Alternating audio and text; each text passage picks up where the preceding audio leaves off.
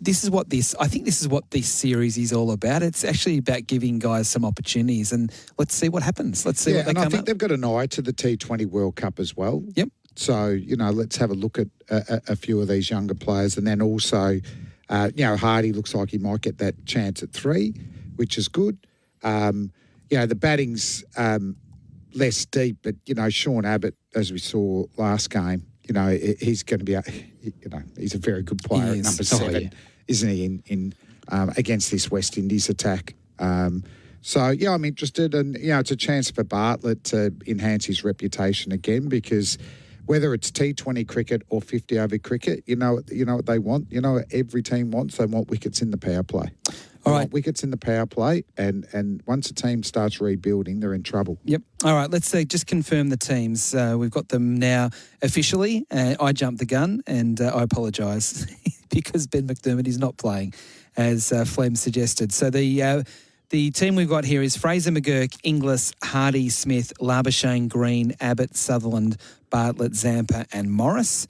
So the Australian team for Red Energy. And the West Indies, it's Graves, Athanase, Otley, Hope, Carty, Chase, Shepherd, Ford, Joseph, Motti, and then Thomas. And that is the team. So the players to miss out from the squad, Walsh and Hodge, who we saw in Melbourne, and also Imlach and also Bishop. So we're going to take a break here from Manuka Oval. We're just over 20 minutes away. As I said, the good news at this stage, it is a little bit bleak, but no rain. And it does look like we are going to start on time. This third one-day international from Canberra, it is Australia and the West Indies, thanks to Henley Homes, build with confidence. For Henley Mortgage Fund, $1,000 a month off your home loan for 2 years. All backed by Henley's $7 billion parent company, Australia versus the West Indies on SEN One Day Cricket. A truck and a car have come together on the Westgate Freeway on the outbound ramp to Todd Road. The right-hand lane closed off there. Watch out for crews if you are heading past. Elsewhere, a crash in a spill in Werribee South, Duncans Road at Aviation Road. Delays in all directions at the intersection, and a burst water main for Burwood. Highbury Road closed citybound at Station Street. Want to win a share of $100,000? Just watch Deal or No Deal 6 p.m. weeknights on 10. Grab the code word, then go to 10 Play for your chance to win. T's and C's apply. And hear the Super Bowl live next Monday on your home of sport, SEN. Enjoy up to 50% savings plus a bonus $500 off during Norwegian Cruise Line's flash sale. Conditions apply. Visit ncl.com. The biggest EPL games live every Saturday and Sunday night, live right here on SEN. Pioneer Seeds is excited to bring Australian farmers the next big thing in our trusted Y-Series canola hybrids. Optimum Gly is a new third-generation glyphosate tolerance canola trait technology with improved crop safety, superior weed control and greater herbicide application versatility. Contact your local Pioneer rep to choose the right Y-Series Optimum Gly hybrid canola seed for your program. Call 1-800-PIONEER.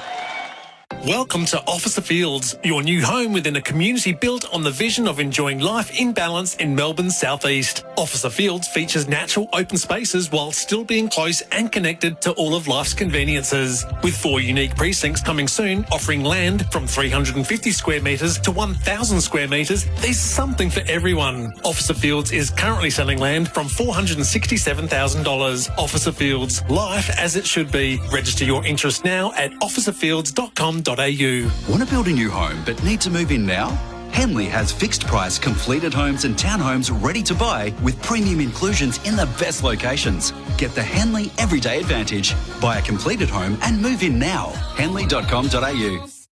The Milwaukee Carpentry Range. Quality cuts, solid fastening, professional finishing. Milwaukee's expanding range of cordless power tools are designed for professional carpenters. Accurate, precise, and easy to use. Combining the latest in brushless motor technology, intelligent electronics, and advanced red lithium-ion batteries. Milwaukee's Carpentry Range gives you power, runtime, and durability for the most demanding jobs. Learn more at milwaukeetool.com.au. Milwaukee, nothing but heavy duty. Hey, it's It's Candy here. As a presenter in the world of sport, I see many powerful performances. Now, thanks to Azito, we're helping power your next DIY project. Did you know Azito's 18-volt range is powered by Einhell? German-designed quality, driving, innovation and performance. So you can power over 85 cordless tool and garden products with the same battery.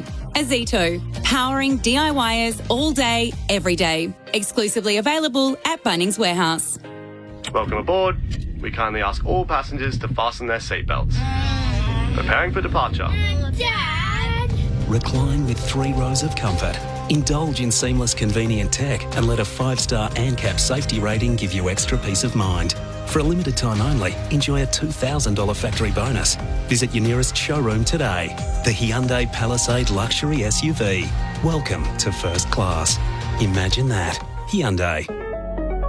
Culverts, waste chutes, concealed downpipes, stacks, cooling tower pipework, fire services. If something flows through it or goes through it and it's cracked, broken or needs repairing, you can call the Drain Man to reline it. Yes, the Drain Man. We can reline almost anything from 100mm up to 2 metres in diameter, round, square or any shape. It's a long-term solution to rehabilitate your assets. Call 1800 843 372. That's 1800 The Drain Man.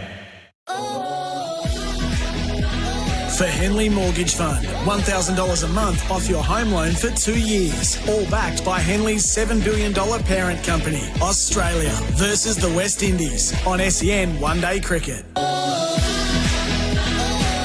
SEN One Day Cricket for Henley Homes, built with confidence. Adam White, Bryce McGain and Damien Fleming with you. Manuka Oval, there's a few dark clouds around, but there's also some blue sky. But importantly, no rain, there's no cover on the pitch or anything like that. And it does look like we're going to get underway on time with the first ball just 17 minutes away. Damien Fleming, you were there on Friday night and saw Xavier Bartlett bowl for the first time in international level.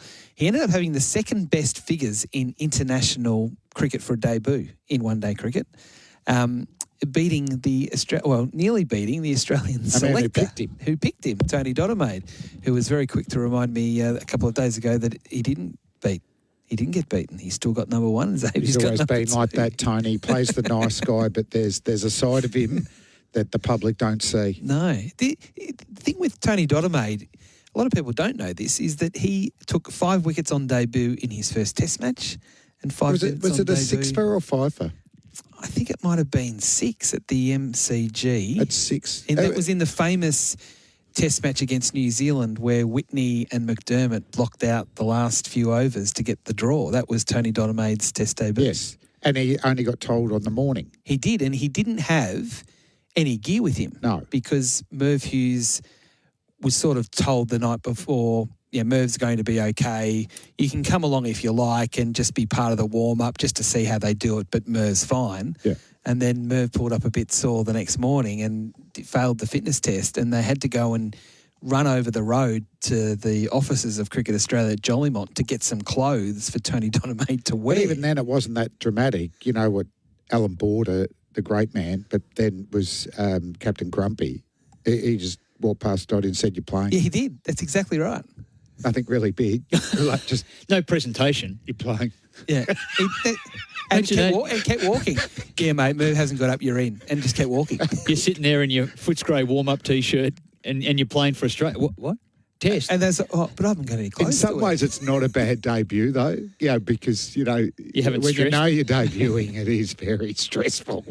Anyway, we digress. I wanted to ask you. It's not that big a digress. Xavier Bartlett, what did you like from, because he's back again today, having missed the game in Sydney. What did you like from him on Friday night? Straight away, he looked very composed, didn't he? He looked like, I'm ready to rip this open here. On the money from ball one, the first wicket was, as an outswing bowler, it's just the dream delivery. He's not super quick, but he's got a tall, bouncy, outswinging stock ball. He's not maybe as quick as, he may be around the same pace as Stuart Clark, near the end of Saf's career. But one thing I knew straight away with Clark is just, if you've got a tall, bouncy stock ball, you're going to get wickets at international level. But he's been able to develop more changes of pace, and even with the heat, he only used to bowl with he bowled that one over in that ridiculous rule. But now he bowls with the new ball. He can bowl in the middle and close it out there. So it just gives the Australians another option and a bit of a unique option. I mean, you look at Morris at the other end, yards quicker, but nowhere near the bounce, and probably not quite the outswing there. So, and then we've got Will Sutherland. Yeah, that was the other one to ask you both about. So Will's always in the game because, once again, he's got a tall, bouncy stock ball. What did you like from Will Sutherland on Sunday night, having seen him bowl pretty much since a 12-year-old, through your links with Paran? Yeah. And then obviously you've seen so much of Victoria over the last 5 or 6 years when he's been in the team. What did you like on Sunday night? I like that he just stepped into the occasion of bowling and playing for Australia. He did it with the bat, built some confidence, put on a great partnership with Sean Abbott. That can be pretty nerve-wracking, your first opportunity for Australia, but he went out there playing without the fear of failure, with complete confidence, and then with the ball he went and executed pretty well. He was probably down a little bit on pace from what we have seen previously for Victoria. That's what I just felt, that he was down a little bit. So I'm really interested to see how he is in this second opportunity that he'll get today. Yeah, so he was bowling in short spells, and he did have a bit of a foot issue towards the end of the Big Bash. People might not have even noticed that towards the end he didn't bowl. He just was pretty much there as bowl a the G, batsman. did he, against the Stars? No, he didn't. So that's an issue that I think it's not so much an issue now than it was, say, 2 or 3 weeks ago. But I did notice, because he's someone that does tend to like to bowl in long spells, but he's going to an Australian system now where he's just working his way, and they're trying to work out what he does, and we're seeing smaller samples. Yep, certainly. And, he's still a young man, Will, but he's played a lot of cricket. I like these players that are debuting, that even though they're inexperienced international level, that they've toiled away at state level for a very long time. He doesn't often take the new ball for Victoria.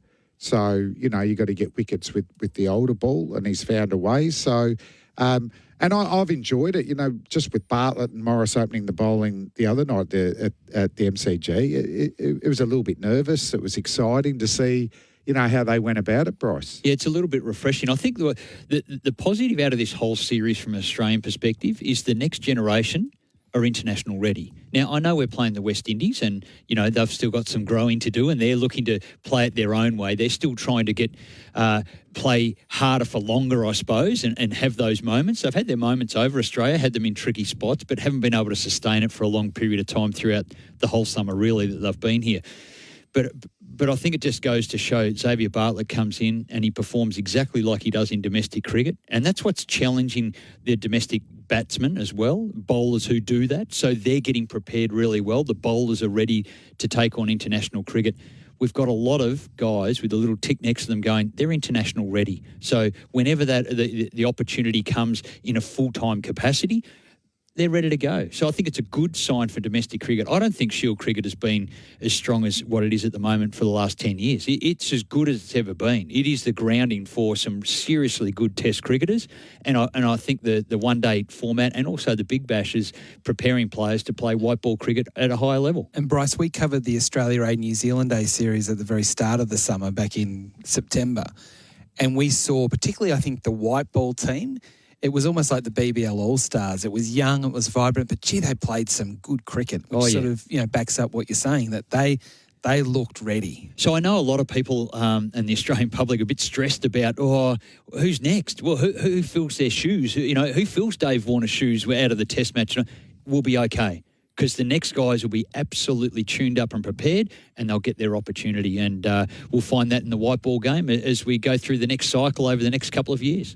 Just got to enhance your reputation. That's all you got to do. You might not play for another 6 months or 12 months, but the selectors in the back of their mind going, very impressive, look composed, looks like he's got a skill set that can perform at international level. Yep. It's taking those moments to be the finisher and those little opportunities where be the guy out there to hit the winning runs or be there to steer the team to a victory, shake the hand of the opposition. They're little wins like that aren't factored into your average. They're not factored into your strike rate. But they're so important to be able to do that. The ability for bowlers to bowl death overs, and it might be a spinner that has to come on and bowl death overs. And can he do that? Absolutely. So that's a big tick. So That's not in your average, not in your strike rate, not in anything that we measure, but they're the things that they will be looking for. Yeah, there's not too many specific roles in white ball cricket, but closing the innings with bat and ball are very specific. And sometimes with the bat, you might not bat for a couple of games, but you've got to play that role. So I'd be encouraging, that's why I've been encouraging Hardy and Short to give themselves a viable option to play that. And then, yeah, if I'm Bartlett, Morris or Sutherland, if I had enough confidence to go to the captain, Stephen Smith, just go, I'd love to bowl the last overs, build the reputation. Yeah. How are we going to close out the T20 World Cup or 50 over World Cup? Sutherland's been doing it here, or Bartlett. Yep. Put your hand up. Yep. Back yourself. Yep, absolutely. All right, just on the Shiver Chill before we take a break and come back for the first ball, Victoria did defeat South Australia today by 3 wickets, so it was a nervous Good chase game. in the end. It was a terrific game of cricket. 7 for 157 was Victoria in the end. It was, as I said, a very nervous chase because they lost Nick Maddinson on the first ball of the morning for 21. And in the end, it was Campbell Callaway who got 35 not out and Sam Harper a quick fire 34 towards the end that got them over the line there. And in the other game that's... Just quickly on that, you were there. Yep. So we got a result at the Junction Oval. Great I cricket watched it and it nibbled. Yep. But batsmen could make runs. Correct. It had something in it for everybody. We need to take a break. We've been told we've got to get to a break. New South Wales needs 68 more runs to beat the Western Australians at the Wacker. So that's a big result there for New South Wales. So this is our pre-match show for the Drain Man. Drain problems, call the experts. The Drain Man, SEN One Day Cricket for Henley Holmes. Build with confidence. First ball next.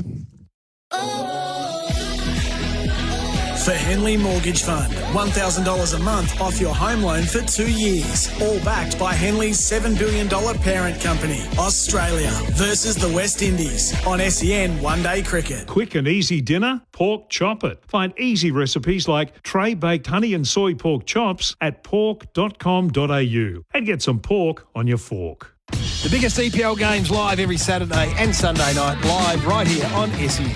The Milwaukee Carpentry Range. Quality cuts, solid fastening, professional finishing. Milwaukee's expanding range of cordless power tools are designed for professional carpenters. Accurate, precise, and easy to use. Combining the latest in brushless motor technology, intelligent electronics, and advanced red lithium-ion batteries. Milwaukee's Carpentry Range gives you power, runtime, and durability for the most demanding jobs. Learn more at milwaukeetool.com.au. Milwaukee, nothing but heavy duty. Welcome to Officer Fields, your new home in Melbourne's southeast. Land now selling from $467,000. Officer Fields, life as it should be. Register your interest now at officerfields.com.au. It's that time of year again, the Super Bowl. And NFL fans' first choice for the biggest day in American sport is the Sporting Globe Bar and Grill. Make a day of it Monday, February 12th from 8 a.m. and enjoy brekkie burgers, ribs, wings, American barbecue, giveaways, ice cold cores, a biggest fan prize and more. With over 20 locations nationwide, your local Sporting Globe is just around the corner. This will sell out, so grab your mates and book today. sportingglobe.com.au. Pioneer Seeds is excited to bring Australian farmers the next big thing in our trusted Y-Series canola hybrids. Optimum Gly is a new third-generation glyphosate tolerance canola trait technology with improved crop safety, superior weed control, and greater herbicide application versatility. Contact your local Pioneer rep to choose the right Y-Series Optimum Gly hybrid canola seed for your program. Call 1-800-PIONEER. Unlock, stocked, and full of value. Work Locker. Work Locker. Head back to work in style with Work Locker, Carrum Downs and Pakenham. They have red hot deals on shorts, boots and pants from all the best brands like Cat, Bisley, Hard Yakka, Steel Blue, FXD, Mongrel and heaps more. Stock up and save with awesome multi-buy offers at Work Locker, Carrum Downs and Pakenham. Unlock, stocked, and full of value. Work Locker. Work Locker. Hello, Frank Walker from National Tiles. The National Tiles famous once-a-year summer spend and save must end Sunday. Yes, the National Tiles famous once-a-year summer spend and save must end this Sunday. Spend $4,000 and will only charge you $2,750. Or spend $2,000 and will only charge you $1,450. But you'll have to be quick. Our famous annual summer spend and save must end this Sunday. Hey, it's Candy here. As a presenter in the world of sport, I see many powerful performances. Now, thanks to Azito, we're helping power your next DIY project. Did you know Azito's 18-volt range is powered by Einhell? German-designed quality, driving, innovation and performance. So you can power over 85 cordless tool and garden products with the same battery. Azito, powering DIYers all day, every day. Exclusively available at Bunnings Warehouse. Your time to own the ultimate driving machine is here. Experience a luxury BMW electric vehicle without the luxury car tax at Berwick BMW. With selected BMW electric vehicles now priced below the luxury car tax threshold, discover the fully electric BMW iX1 SUV or the sporty electric BMW i4 sedan at Berwick BMW. 100% electric and ready for any journey. Own your dream BMW electric vehicle. Visit Berwick BMW today. Conditions apply. LMCT 8953. For Henley Mortgage Fund, $1,000 a month off your home loan for 2 years. All backed by Henley's $7 billion parent company, Australia versus the West Indies on SEN One Day Cricket. Yes, it is one-day cricket, SEN one-day cricket for Henley Homes. Build with confidence. Our pre-match show was for the Drain Man. Block drains. Call the experts, the Drain Man. Adam White, Bryce McGain and Damien Fleming with you. The Australians are about to take the field. They won the toss and sent the West Indies in to bat. So the West Indies batted in the first game and will bat first in the third game, with the Australians batting first in Sydney. So we've had a little bit of everything. The team changes from an Australian point of view, 2 changes from the team that played in Sydney. So Matt Short is out with a hamstring injury. So that's a little bit disappointing for him. Josh Hazlewood is out of the side as well, being rested. The 2 players coming in were the 2 players that opened the bowling at the MCG, with Lance Morris and Xavier Bartlett returning. The West Indies making 1 change from the team in Sydney as Steve Smith leads them out. Damien Fleming and Bryce McGain. What's going to happen? Yeah, just for all those Teddy Bishop fans out there, guess what? He is making his debut for the West Indies. So averaging 31 in this day. So let's see how he goes. Hey, and well done to Australia, the 1,000th one-day international that they've played, Whitey. Right, they should have run through a banner. 1,000. So we'll go through every game just in short little bursts throughout. Who was the only other nation to play? Who played the 1,000th game first? We're the second nation to do it. Got to be India.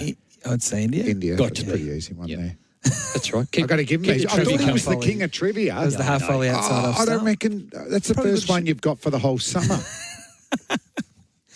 Well, the crowd is a bit flat today. There was actually a bit of feedback on the temper text as well, just saying that, can someone tell Adam White to perk up a bit? Okay, well, he'll lift. Let's get him a little. He's just waiting for the first ball let's to get him a be soft bowled. drink here. Yeah. I need my Coca-Cola. Bit of sugar. No, I think that's, we know how to get him up. Yep.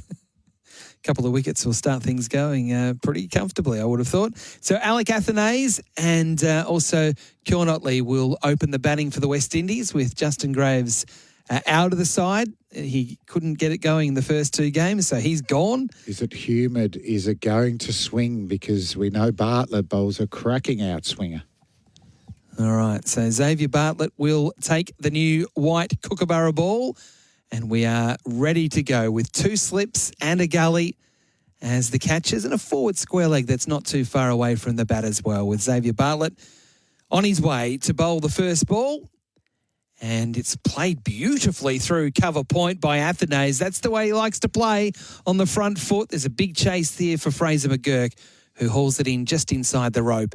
And Athanase starts with a 2. That's an elegant square drive, wasn't it, from Athanase? Not a bad ball from Bartlett. He is going to pitch the ball up. He needs to find out what swing and what seam is in this Manuka pitch that generally in 4-day cricket doesn't do much at all. So hopefully just a little bit of grass, a little bit of humidity that this white ball might move around.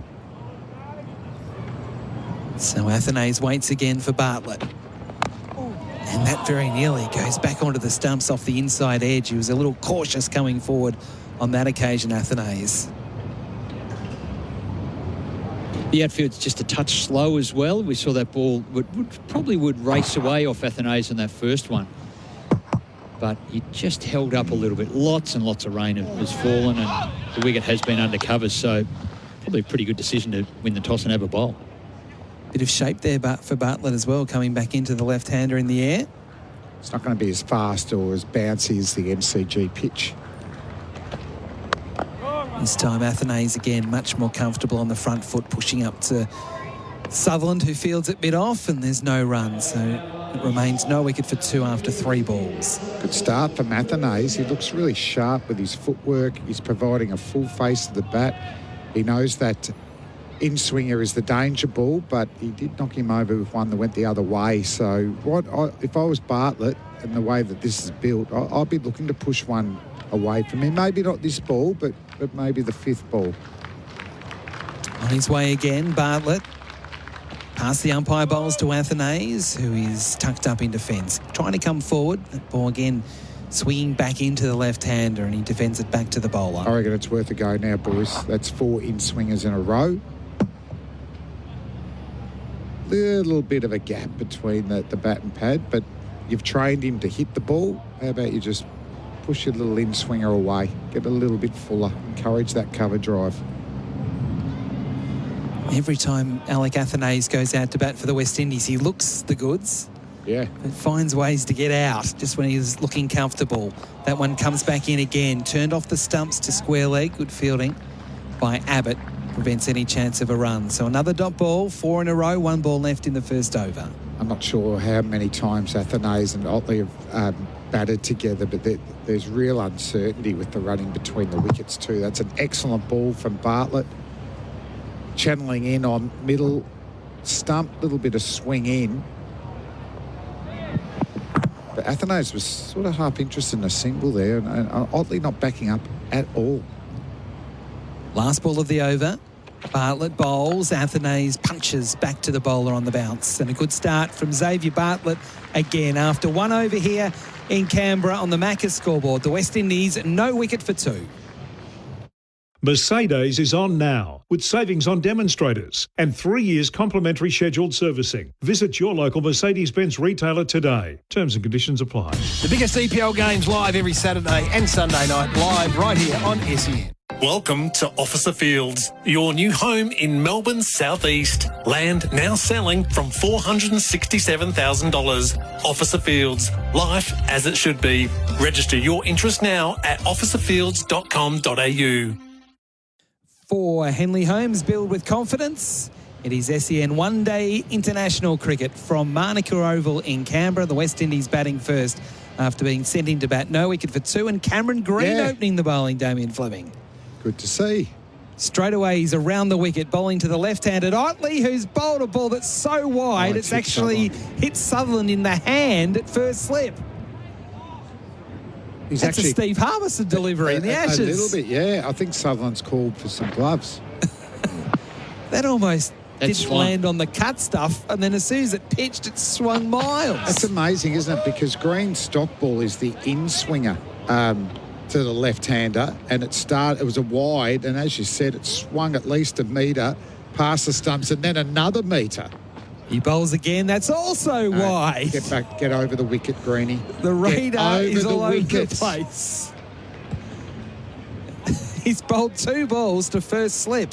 I tell you what, these are anxious times when you see the ball swing this far, and you can see he's not meaning it. Even the second one, wow, that's Sutherland getting out of the way. He exited, didn't he? The second one, yeah. Greenie, get over the wicket. Staying around, though, past the umpire, he bowls. That one's on line, and it cuts Otley in half. Oh, he bowled him. And Otley's thinking, hang on a sec, the first ball and the second ball went miles away, and that one came back in. They weren't much of a sider for him. He didn't know what was happening. He bowled across seam. So as soon as you do that, guess what? Confidence, zero. Get the ball out of his hands. Yeah, you can't do that with a new ball. We want someone to swing. No. Around the wicket's not helping here, Bryce. Why is that, Flem? Well, the thing is, he's not controlling his swing. Green bowls again. It's driven beautifully through the offside by Otley. Through the covers for 4. So with a bit of help from Cameron Green, this start from the West Indies is positive. No wicket for 8. And over the wicket, Bryce, you can get LBWs.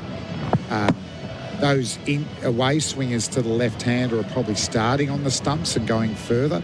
That is right out of the middle of the bat. He's crunched that before. All the boundaries for Azito all day, every day. We wouldn't mind seeing more shots like that all day. Green bowls again, and that one comes back in off the seam and not far away from the off stump. Otley deciding to leave. Want to have a look at that release. The previous one that went close to off stump was the... Oh, no, at least he's back to fingers straight down the seam, and it just shapes in a little bit. Yeah, I just don't like it with the swinging ball, Bryce, around the wicket. I think it's really defensive. I think you can attack over the wicket, bring in all modes of dismissal when the ball's moving. Still 2 slips, but no gully. Green bowls here, crunching through the offside. No, not through the offside. On the bounce, straight to Fraser McGurk. It was hit hard, but McGurk anticipated well. Fraser McGurk coming around to the right and fielding on the bounce with 2 hands. Still got 2 balls to go. It feels like such a long over. Does he look like he's just putting the ball there at the moment? Like he's just hoping that, this stays on the pitch. The first ball. Yeah. He didn't accelerate at all in his run-up. Green again, still around the wicket, bowling full, driven 4. Through backward point, that's the second time Otley's found the boundary in this Cameron Green over, which has still got 1 ball to go. We've had 10 from it. The West Indies, no wicket for 12 on the Macca's scoreboard. Cricket, I'm loving it. Oh, this isn't working, is it? I thought, well, yeah, Cam Green, he used to use the new ball for Western Australia when he was a young fella. But it's ended up with wides and half volleys, really. It's just part of the negotiation of him batting at 6 is that we'll give you the new ball. Yeah, the sweetener. Last ball of the over. And that's a better ball. And that has taken the inside portion of Otley's bat as it just spits out on the onside. Abbott doing the fielding at square leg. Over bowled. 2 complete. The West Indies, no wicket for 12. Athenaeus 2. Otley 8 on the Macca's scoreboard. Cricket, I'm loving it. Coach Nick.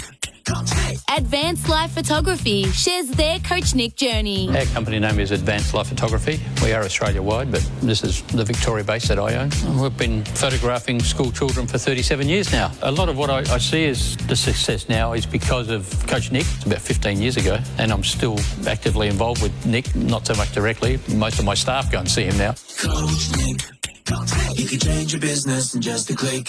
Visit coachnick.com.au. Xavier Bartlett on the runway for over number 3. He bowls to Athenaeus, and that one swings down leg side as Athenaeus went right across his stumps to play, and as a result of that, it hasn't been called a wide. No, you could see the umpire would have thought about giving us a wide, but that has just... it was going to bounce over leg stump, but that's very close to leg stump. Athenaeus was a little bit bemused. It wasn't called a wide. Maybe he didn't realise how far he'd gone across his stumps there. I'd love him to get a wicket here. I'd like to see Bartlett bowl to some right-handers. Athenaeus waits. Bartlett bowls. Athenaeus inside edge onto the pad. Balloons out on the offside as he came forward to try and drive. But again, that movement in the air is quite considerable. Well, Bartlett's charging in, and he's loving the conditions. Where Green was, I'm feeling for this, I'm not sure what the ball's going to do, where Bartlett is all over it. He's total control. Swinging ball, loving it. Let's really get into it and start hunting for some wickets. Yeah, he's bowled 8 in-swingers. I'm waiting to see when he bowls the one that goes across. Sun is shining. Bartlett bowls. Athenaeus feels for that one as it goes across the left-hander, and that one may have just sort of straightened across, didn't really move Didn't look away. like his in-swinger, but it might have been the wobbled seam, because this pitch looks like the wobbled seam is going to go. Yeah, it goes in with the seam. Good carry. I was just about to say that. Definitely good carry through to Inglis. And just look at his follow-through too. It's very long and straight. He's getting really good momentum through the crease, Bartlett. Bartlett again on the approach. Athenaeus into the onside to mid-wicket, just taking a single. Just pushing into the onside. Zampa doing the fielding at mid-on but couldn't prevent the single. So now Otley will face Bartlett for the first time. Athenay's 3. This could work well for Bartlett because Otley's received a couple of half volleys from Green from around the wicket, nailed him for 4, which is right in the middle of the bat. But Bartlett gets his first ball opportunity, over the wicket, swinging the ball in. Can he get an LBW first ball? 2 slips in play. Bartlett bowls. Now that's close. Is it pad first? It is pad first. Otley's out. There was 2 noises. It was just a question of whether the ball hit the pad or the bat first. And the West Indies lose their first wicket at the score of 13. Otley out for 8, or is he? He's deciding whether to go upstairs. He's not. He's out. He's walking off. And Xavier Bartlett, like he did in Melbourne, strikes early for Australia. And after 2 damaging shots in the last over through the offside, he's now walking off. Yeah, no, I just love this bowlology gold here from Bartlett. As I was saying, half volleys from around the wicket he put away easily. So he was always going to go full and target the pad, and it looks like he might have hit the bat first. Well, he couldn't feel it, Flem. The situation is he thumped his pad and figured, I haven't hit it. But there was definitely 2 noises. Big, thick inside edge onto the pad, and he's out. But you called it beforehand, Flem. You said, can he get the ball swinging back in line? You bet he can. Yep. And it's really dangerous stuff. The wicket goes his way, somewhat fortunately, in the end. Quite remarkable. Athenay's mustn't have heard anything because exactly what you said, Bryce. He won't have feel because his bat has actually hit the pad at the same time it's hit the bat. Oh, God. It's a big edge. As I said at the time, there was 2 noises. What's his partner looking at? No, I don't know. I think you must have felt there was some doubt down the other end. Yeah. Well, the Australians were absolutely confident as soon as the ball hit the pad. Oh, that's an error. Yes, he'd be walking off and he'd be horrified when he saw the replay when he's taking the pads off in the change rooms. But Otley is out, which means that Carty comes in. Now, Carty played really well in Melbourne, then backed it up and played pretty well in Sydney as well. He's got work to do. West Indies 1 for 13. 1 ball left here in the Bartlett over. Bartlett bowls, and Carty hits it hard off the front foot, but straight to Labuschagne at cover point, and that is the end of the over. So after 3, the West Indies 1 for 13. Athenay's 3. Carty yet to score. Otley the man out for 8. After the break, you'll hear from John Donohoe. Looking for a portable building for your business or worksite? McGregor Portables have all types in stock, ready to be purchased or hired. Search McGregor Portables today. The biggest EPL games live every Saturday and Sunday night, live right here on SEN. Want to build a new home but need to move in now? Henley has fixed price completed homes and townhomes ready to buy with premium inclusions in the best locations. Get the Henley Everyday Advantage. Buy a completed home and move in now. Henley.com.au. SEN one-day cricket for Henley Homes.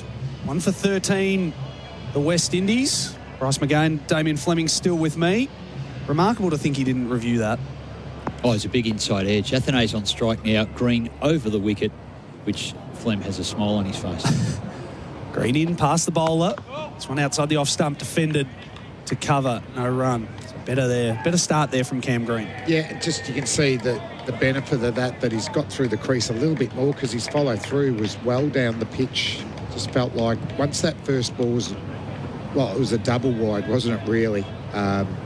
He lost a bit of confidence. Bowling across seam third ball is almost unheard of with the new ball. So he's back in the game. He's over. LBWs are in the game. Vertical nicks. Ball's moving. Athenay's on strike. He's 3 off 11. Green in. Again squares him up as he squirts this one down to third man. Zampa does the fielding. Moves along to 4. Carty's looked the best just about of all the West Indians in this 3 ODI series. We saw what he did in Melbourne, high score in one-day international cricket. So he's got to have a big innings again today. Yeah, and 50 in the last game against England as well. So he's on a bit of a roll. And just that first shot against Bartlett, it said to me a man who's at the top of his game, a big opportunity to get 100, bat deep, because Hey, he's middling the ball. Here's Green again. Four balls to come in the over. Full this time. Defended down the wicket. He was robbed of 100 at the MCG. A great bit of fielding by Sean Abbott at cover, but obviously his teammate Hayden Walsh did him no favours, so he probably... Walsh had a bit of a stinker with the bat. Didn't get much better with the ball either, but Cardi was so disappointed. Yeah. He worked so hard. 88 runs, so close to his first 100. 1,700 people in at Monica Oval today to start things off. 1 for 14. This one full again, defended. Take a quick single to cover. They'll get through easily, so Cardi gets himself off the mark. Athenaeus 4, Cardi 1. West Indies 1 for 15. 2 balls to come in the over. Bryce McGain's here as well. What have you thought of the start here, Bryce? From the West Indies, or both sides even? Well, they're watchful. The conditions are certainly in favour of bowling. There's no doubt. The swing, humid conditions, warm. But, so West Indies have been watchful. They got a bit of fruit early on from Green. Would you have opened the bowling with Green, Flem? Or would you have maybe looked for a bit of Lance Morris heat? Green in again. This time outside the off stump.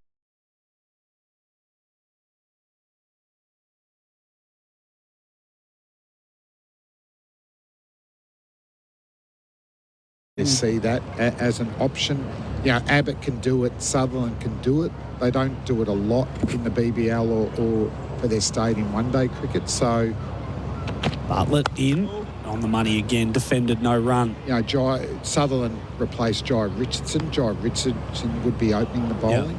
Yep. So it's not a perfect team, but it is an opportunity to see what they've got at international level, isn't it? Bit of experimentation, and it's the right time probably to experiment for them as well as to what their opening bowling stocks might look like in the future in one-day cricket. Yeah, whether they're giving Greeny one more or not, but if he doesn't bowl a grade over the next one, I'll be getting the ball in someone else's hand.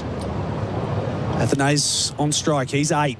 Bartlett in. This one on the pads. Flicks it in the air momentarily down to fine leg as Aaron Hardy picks up and whips it into Josh Inglis. 1 for 21 now. The West Indies looking a little bit better with the bat so far. Obviously, the 1 wicket of Kewan Otley gone. It's certainly an okay start, isn't it? Because the ball is moving around. It's moving a lot. Yeah. Just about every opportunity, every half volley's been put away. Yep. And you can see when they get a good length, there's a bit of extra bounce from Green. There's a bit of swing from Bartlett. So it's not an absolute flat pitch here at Canberra. Bartlett in on strike. This time Cardi defends.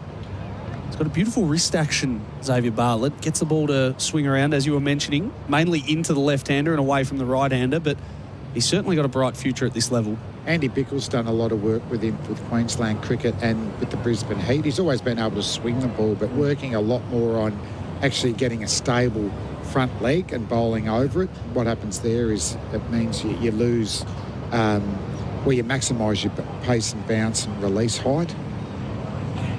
2 balls to come in the over. Cardi on strike again and squared up a little bit more as he defends this one to Labuschagne at point. He's on the money early, is Xavier Bartlett. 1 for 5 off nearly 3 overs. It's a good start. Just bowling good balls, making it a real challenge. They've got 2 slips and a very fine gully. It's probably a 4th slip line. A little bit of guesswork in terms of where the nick's going to go, whether it's just regulation 3 slips. Then there's a big gap to a very wide, I guess it's a deep backward point, isn't it, rather than a third man in play. Last ball of this 5th over. Bartlett in. Cardi on strike. Outside the off stump. Waited on it. Opened the face. And again defended to Labuschagne at point. Good over there from Xavier Bartlett. Very economical. Athenaeus 9. Cardi 2 at the end of 5 overs. It's 1 for 21. When the job needs doing, that's Ace. When you need it fast, that's Ace. When it's Ace Gutters, it's built to last. As a roofing plumber working on an estate, I can't afford to be sitting around waiting for gutters, fascias and downpipes to be delivered. That's why I've always used Ace Gutters. If I order a stocked item by 5 a.m. that morning, I know I'll get it the same day. When it's Ace Gutters, it's built to last. Call 9586 4888 or log on to acegutters.com.au. SEN One Day Cricket for Henley Holmes, paying $1,000 a month off your home loan for 2 years. Bryce McGain out. Damien Fleming still here. So Cam Green does get another over. He's back around the wicket to the left-hander, driving outside the off-stump. Can't beat the subfielder, Mac Harvey, at cover. Interesting to keep him going here, Flem. Yeah, one more over. He is really struggling with moving the ball. I haven't seen a ball swing like, since the Harmison one probably, swing like that outside the off-stump away to first slip. Harmison wasn't swing. It was just a very wide ball, wasn't it? Straight to Freddie Flintoff at second slip, I think. But it always worries me when a new ball is bowling cross-seam. Green in again. This one on the money and defended inside portion of the bat. Sean Abbott picks up at mid-wicket. No run, 1 for 21. So that's better. But now it's swinging less, isn't it, for him? That's why I like over the wicket is, as I keep saying, we saw Bartlett get an LBW from over the wicket. So the in-swing is a problem. You're also challenging the outside edge with a little bit more pace and bounce from Green. Athanase is 9 off 18, so watching closely. He's on strike now, still around the wicket, Cam Green. This one on the hip, turned leg side, nearly into the outstretched hand of Sean Abbott. He has to chase it towards the boundary. And they'll get back for 2. Got big on him a little bit there, but he was able to guide it safely out to mid-wicket.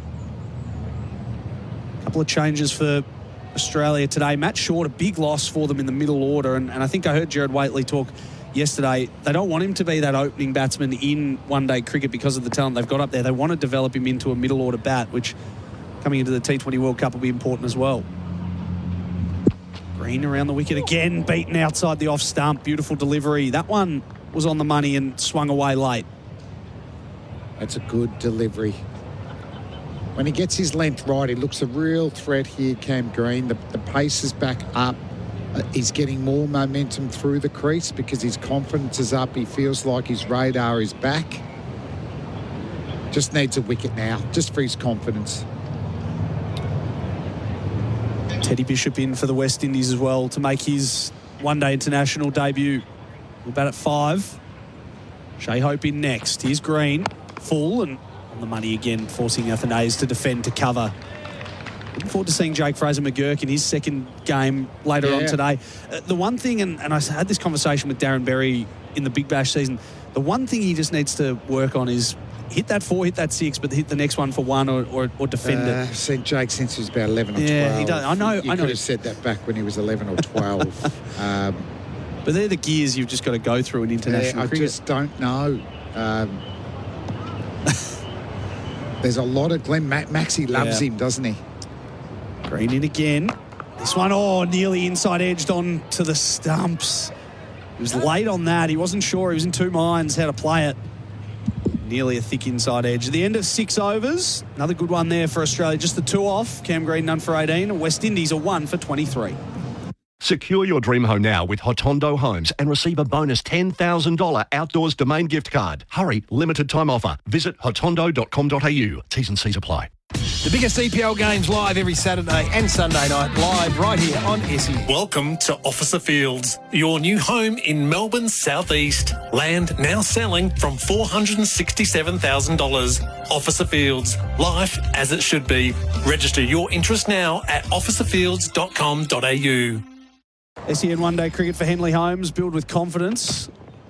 Here's Bartlett again, beautiful delivery, swinging away outside the off stump. Cardi went to chase, but pulled himself back at the last minute. So he's at the top of his game, isn't it? Like that's a beautiful out swinger. Look at that seam. And you know, if it starts to swing less, that's when you go a little bit wider, 4th or 5th stump line, encourage the cover drive. Geez, his confidence is up. He just looks a very good bowler. And if I'm Stephen Smith, who might not know a lot about him, straight away you're going, I can trust this guy. Yeah. And it was a conversation you and I had the other day as well. Do you keep him on for 5 or 6 overs off the top? I would. Here's Bartlett wider on the crease. Yorker length and flicked out to mid-wicket. Bit of a chase on for Aaron Hardy on the fence. They'll get back for 2. It was Lance Morris coming in from fine leg. Even that, when he overpitched, he still looked like it's a wicket-taking ball. And a tactic that was wide of the crease, as you said. So why I like outswing bowlers every now and again going wide of the crease, they'll still get the ball to move and challenge the outside edge. But the batsman might think it's the in-swinger. Also, it's like, am I confident I know where my off stump is? Bartlett, again, swinging away outside the off stump. Thick outside edge down to Aaron Hardy at third man. Athanaze to 11, Cardi to 5. West Indies 1 for 23. Steve Smith just going to have a talk to Xavier Bartlett. Good on him. It's always good to see a proactive captain. What's he going to go up and say, well bowled, you're bowling the right areas here? I'm not sure. Back to slip. Even if it's a big run and just saying, I'm loving your work, don't do anything different. I think that's fantastic from Stephen Smith. Agreed. 3 balls to come in the over. Here's Bartlett again. Just walking ever so slightly up the wicket there was Athanaze, trying to get to the pitch of it. Didn't need to. He left it alone outside the off stump. No run. 3 off the over so far. Otley the out batter. It's a tight contest, isn't it? There's been some lovely shots from the West Indies.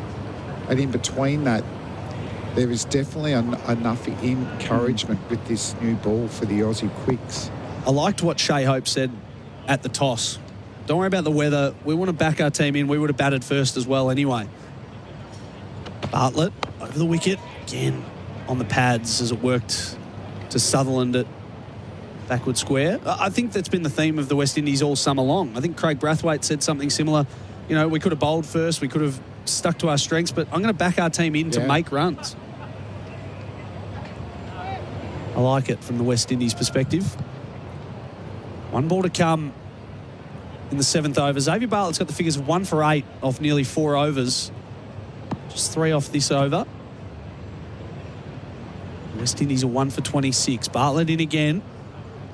Ask the umpire now. Bowling to Athanaze. He went the big slog across the line. Got a thick inside edge. Nearly chopped that one onto his stumps. So a risky end to the over. Just the 4 off. And at the end of 7, it's 1 for 27. Been in an accident that wasn't your fault? Why should you be inconvenienced? Right to Drive will get you back on the road in no time with a like-for-like replacement vehicle. Doesn't matter if it's your work van or ute, they'll deliver straight to your door at no cost to you. Search Right to Drive today. If it's not your fault and you need a ride, call Right to Drive. If it's not your fault and you need a ride, call Right to Drive. T's and C's apply. Sean Abbott takes up the attack. Was brilliant the other night. Bat and ball. 3 for 69 at the bat. He's a very good player these days, isn't he? I mean, his gaps between he's very good and poor could be quite wide early in his career. He's always been a spectacular player. Yeah. But now he's generally... He's in again now to Athanaze. That one not, as we pump up his tyres, not Having great. said that, on the he leg bowls side. one. Yeah. But generally, there's not too many down performances, is there, in the BBL, in one-day cricket, in the Shield? So consistent. 3 for 40 the other night at the SCG. Got Australia back into it with the bat as well, which was really important. But he's in that weird period of unfortunately being at his prime when Stark, Hazelwood, Cummins are all up and going, and he just hasn't had the opportunity at Test level. Abbott in again and hit him on the pad, very close, probably slightly high, and it was a stifled appeal from the Australians. Steve Smith looking at it, but I don't think they'll go upstairs. Yeah, he's always in every white ball squad for the Australians. Not as much Test match cricket, but he could play Test match cricket for Australia. Absolutely. Little wobble seam there. Another inside edge, half an LB shout. Problem is they've got 3 or 4 quality all-rounders already in the Test side, and it's probably not going to get in past them. Athanaze on strike. He's 12 off 26. Full ball this time from Abbott. It's worked leg side, whipped beautifully off the pads, and they'll get back for 2 with a Morris misfield. Athanaze to 14. West Indies 1 for 30 now. Yeah, he's probably slightly more a bowling all-rounder. Hardy and Green batting all-rounders. They've had no problem playing them in these series. But, you know, he can play as a frontline bowler. Might be another wobbled seam here from Abbott. Bowling now to Athanase on the leg stump line. It was worked leg side but couldn't beat the fielder. No run. He just does the little things right that you want from an all-rounder. And again, as we mentioned, 69, a high score of 69 with the bat the other night at the SCG. It was the innings that Australia needed after a spot of bother early. Only one game in the recent 50-over World Cup as well, and then they obviously went down a different path, which they won. But as you said, he's in every white ball squad, and I'd be surprised if he wasn't in the West Indies and US in June. And again now at Athanase, and waiting on that one, opening the face, squirting it down to third man just for a single. Another gun fielder too. Yeah. His throw to get Cardi was great. I mean, I know he was close, but he's always had a rocket arm. The pick up, the throw, the connection. So, it's so important when you're coming through the grades. It doesn't matter even if you're just playing at club level. Just try and make yourself a three-dimensional player. Make yourself more attractive to the selectors. You get gigs, don't you, over someone who might be an all-rounder but a poor fieldsman. We'll go the genuine. 2 balls to come in the over. This one full, driven. Stopped it in his follow-through, did Abbott. And, I mean, the leading run scorer in the entire Big Bash, and has been for a while, probably will be. I mean, it's him and AJ Ty that are sort of jostling for that top spot, but it is nice to see him get reward for effort in white ball cricket, what he's doing in the Big Bash. Yeah, certainly so. And that's the beauty of the BBL too, is, the selectors get to see these players under pressure. And if you're consistently in the top run scorers and top wicket takers, well, you'd hope eventually you find yourself into the Australian team. Last ball of the over, Abbott in, and thick outside edge. Oh, nearly a catch at slip. It went low to the right. Couldn't reel it in. It was nearly a blinder. Was it Will Sutherland at slip? We'll come back and have a look. It was Cam Green, who's got the best hands and the stickiest hands in Australia right now. But a good effort from Cam Green after 8 overs. It's 1 for 33. We got roadworks on the Mornington Peninsula Freeway. It's heavy both ways between Thompsons Road and Eastlink, and the Ring Road heavy Greensboro Way after the Deer Park bypass. If you see anything on the roads, 1300 595 937. Planning to build your dream home? Secure yours now with Hotondo Homes and get a $10,000 outdoors domain gift card. Ends soon. Visit hotondo.com.au. T's and C's apply. And you can hear Super Bowl 58 live next Monday right here on your home of sport, SEN. Join the coverage throughout the day. 0433 98 11 16. Bryce and Flem will have that in front of them across the afternoon. Athanase on strike. He's 15. Bartlett in again. No run out to Gully. So, again, he gets another. He's bowled 5 overs straight. Did the same at the MCG. Whether he gets a 6th, I don't know. Whether Steve Smith want to hold him back a little bit in case the West Indies do get a I think roll there's on. a bit of a theory. Swing bowlers are different. We know the ball won't swing throughout the whole innings, so you've got to maximise it, and swing bowling's like kryptonite to top order batsmen. It gets wickets. So that's where I think a Bartlett type, a genuine swing bowler, may bowl those half a dozen overs that you're talking about. 1 for 9 off his 4.1 overs. This one outside the off stump. It was carved away. It was hard at Marnus Labuschagne. Burst through his hands. And they'll get one as the ball rolls just past the inner ring. That was belted at Marnus. 1 for 34, the West Indies. Athanase is 16. Cardi 7. Probably the only loose ball he's really bowled there outside the off stump. Across the afternoon. And that's where you need the backup from the fielders, because then the batters go, oh, geez, I've got a half tracker. Hit it okay, and I still can't get it through. That type of fielding, can get you wickets, and it's often the next ball. Here's Bartlett again. Bowling now to Carty. This one on the off stump, defending. Just waited on it a little bit later there than usual, Carty. Saw it below the eye line. No run. Nothing wrong with that, is that, for Bartlett? No. Excellent line and length. I mean, to have a guy who's playing his second game, and we saw, obviously, Josh Hazelwood, we saw the opposite of that, the veteran who just puts it on such a good line in Sydney. Have a guy playing his second game in international cricket to come in and just be so accurate. Such a good thing for Australian cricket in the future. 3 balls to come in his over now. He's in to Cardi this time, and again defending. Sends his teammate back. Athanase was nearly 3/4 of the way down the wicket. The non-strikers end wanted to pinch a run. That's one thing throughout this series. I don't think it's a strength of the West Indies. They're running between the wicket.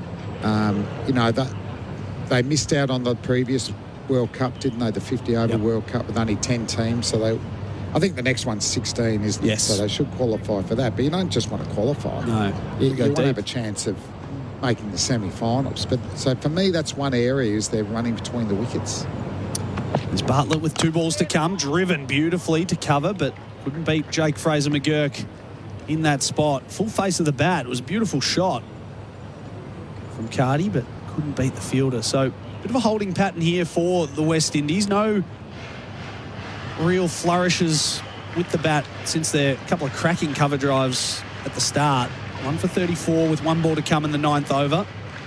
Field restrictions in place for another over after this one. Cardi 7 off 15. Athanase 16 off 31. Damien Fleming's our expert for in-place living specialist disability accommodation designed for you. Last ball of the over. Bartlett again over the wicket. Just open the face, squirts this one down to backward point. They'll get a single. Hardy picks it up and throws it in. 9 overs complete. And on the scoreboard for Macca's Cricket, I'm loving it. The West Indies are 1 for 35. Deakin University is the #1 university in Victoria for graduate employment, course satisfaction and teaching quality. Why settle for less? Search Deakin University today. The biggest EPL games live every Saturday and Sunday night, live right here on SEN. Welcome to Officer Fields, your new home in Melbourne's southeast. Land now selling from $467,000. Officer Fields, life as it should be. Register your interest now at officerfields.com.au. Damien Fleming's jumped out. Bryce McGain jumps back into the expert chair for in-place living specialist disability accommodation designed for you. 1 for 35, Bryce. 9 overs gone. Steady start. Steady. Yeah, steady's a good word for this start. Hasn't been dynamic. I think they'll be really pleased because the conditions favour the ball. Absolutely. Abbott back into the attack. 1 for 6 off his first over. Full face drive, but couldn't beat the fielder at mid-off. So I think this is what the West Indies needed. We've seen them, they're either boom or bust at the top a lot of the time, and it's left to Shea Hope to come in the first 10 overs and try and stabilise the innings. Now, the LBW, we can talk about that, which should or shouldn't have been reviewed, whatever it was. They could well be none for 35, and we're talking about a nice base that they've built here. But still, this partnership important from these two. Cardi on strike to Abbott. Wide of the crease this time, angled in. Couldn't beat the bowler. Defended, no run. 8 off 18 for Cardi. 16 off 31 for Athanase. It's been a nice day. Well, nice afternoon in Canberra after a near monsoon the last couple of days. There's certainly been rain and storms and forecast for more. Well, certainly in the morning, clearing up in the afternoon, but we haven't missed a ball, and we won't. We won't, certainly won't. Driven off the pads from Cardi, couldn't beat Steve Smith at mid-wicket. Australians bowling some very tight lines here, Bryson. You can see it's one of those situations where you think pressure's going to build here, and a big shot's not far away from the West Indians. Yeah, Cardi's getting a little bogged down. Yeah. He's 8 off 19 deliveries. Yep. Athanase 16 off 31. They're striking, 50 and under. Abbott wide of the crease on the leg stump line. Hit straight down the ground as Morris picks up at mid-on. They scamper through for 1. 2 balls to come in the 10th over. 1 for 36 now, the West Indies. Athanase 16, Cardi 9. Abbott's got none for 7. Good decision to bowl first from Steve Smith, or was it a potential he thought maybe we'll get some early wickets here and be able to roll them early on? Oh, look, I think he made it really clear at the toss. Good bowling conditions now, and in the evening, good batting conditions. Bit of humidity, in comes the dew, skids off the wicket. Yep. It does favour that pattern of play. Abbott now to Athanase. The left-hander faces up on strike deep in his crease and lets this one come to him, defends. The thing about 50 over cricket, I guess, is, Bryce, and we talk about how Cardi's been bogged down, Athanase is being bogged down. There's so much cricket still to play. I mean, 40 overs, we talk about the important overs, almost 20 to sort of 35 to build that platform. I mean, it only takes a couple of big strokes here and they're back on level pegging. Oh, no question. No question at all. So they can, they just need to be there. Some of the top order need to be there when it's time to accelerate the innings, but they can't do it if they're playing a little cameo at the front end. Last ball of the over, Abbott, back of a length, and again, got big on him, but saw it comfortably and defended. Another good over there, one off the over, and after 10, field restrictions are done. It's 1 for 36. Deakin University is the #1 university in Victoria for graduate employment, course satisfaction and teaching quality. Why settle for less? Search Deakin University today. The biggest EPL games live every Saturday and Sunday night, live right here on SEN. Want to build a new home but need to move in now? Henley has fixed price completed homes and townhomes ready to buy with premium inclusions in the best locations. Get the Henley Everyday Advantage. Buy a completed home and move in now. Henley.com.au. First innings is for Liquorland to the cricket. Cheers. Liquorland choose to drink wise. Bryce McGain alongside me, John Donohoe. Adam White going to jump in shortly. 10 overs bowled. West Indies are 1 for 36, and we're going to see our first look at Lance Morris today, Bryce. So interesting that he comes in this late in the piece. So we were speaking to Flem, whether he was the out-and-out frontliner to open the bowling, but they went with Cam Green. Yeah, I'm looking forward to seeing Morris. These are good bowling conditions, so he really let the ball go, and that's where they're looking for him to do. It's not so much about the ball movement. We're looking at airspeed here. How fast can you get them through? That's going to get you a spot in the Australian lineup. Here's Morris now. Cardi on strike. This one's shorter, and you can see already the pace nearly got him as they scamper through for one, as Zampa picked up at mid-on and had a shy at the stumps but wasn't able to hit. Yeah, just back of a length, and that seamed back into the right-hander. Just worked away. They did get a single. Morris's first ball eases in at an even 140. Wouldn't that be nice? Yeah, not bad. Just roll the arm over, just easy, amble in at 140. Room to crank things up today. Little breeze at his back. And they've obviously got bigger plans for him once the big three depart international cricket in test matches, but nice way to ease him in one-day cricket, playing his second game. He's in now, bowling to Athanase, again off the back foot, just opens the face down to third man for a single. So you can see the extra pace already. They're a little bit warier on the back foot. It's getting through a little bit better for them than the other couple of bowlers. Yeah, I like what Athanase, and he's done it a few times. He waits for the ball to come to him. He's a left-hander, and he's quite a slight build, so he's not a particularly powerful yet, but he just waits for the ball. His timing through point for a boundary early in his innings was excellent, but he waits for it to come to him. Not often when the pace is on you, batters can sometimes force out at the ball. Morris again, this one in the air. Oh, what a catch! Marnus Labuschagne like Superman!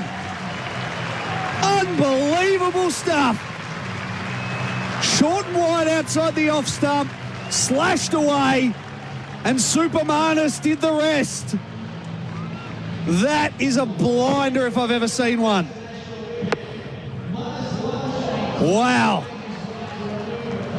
Sticky mitts. Oh, he's had to go high to his right. He's gone two hands.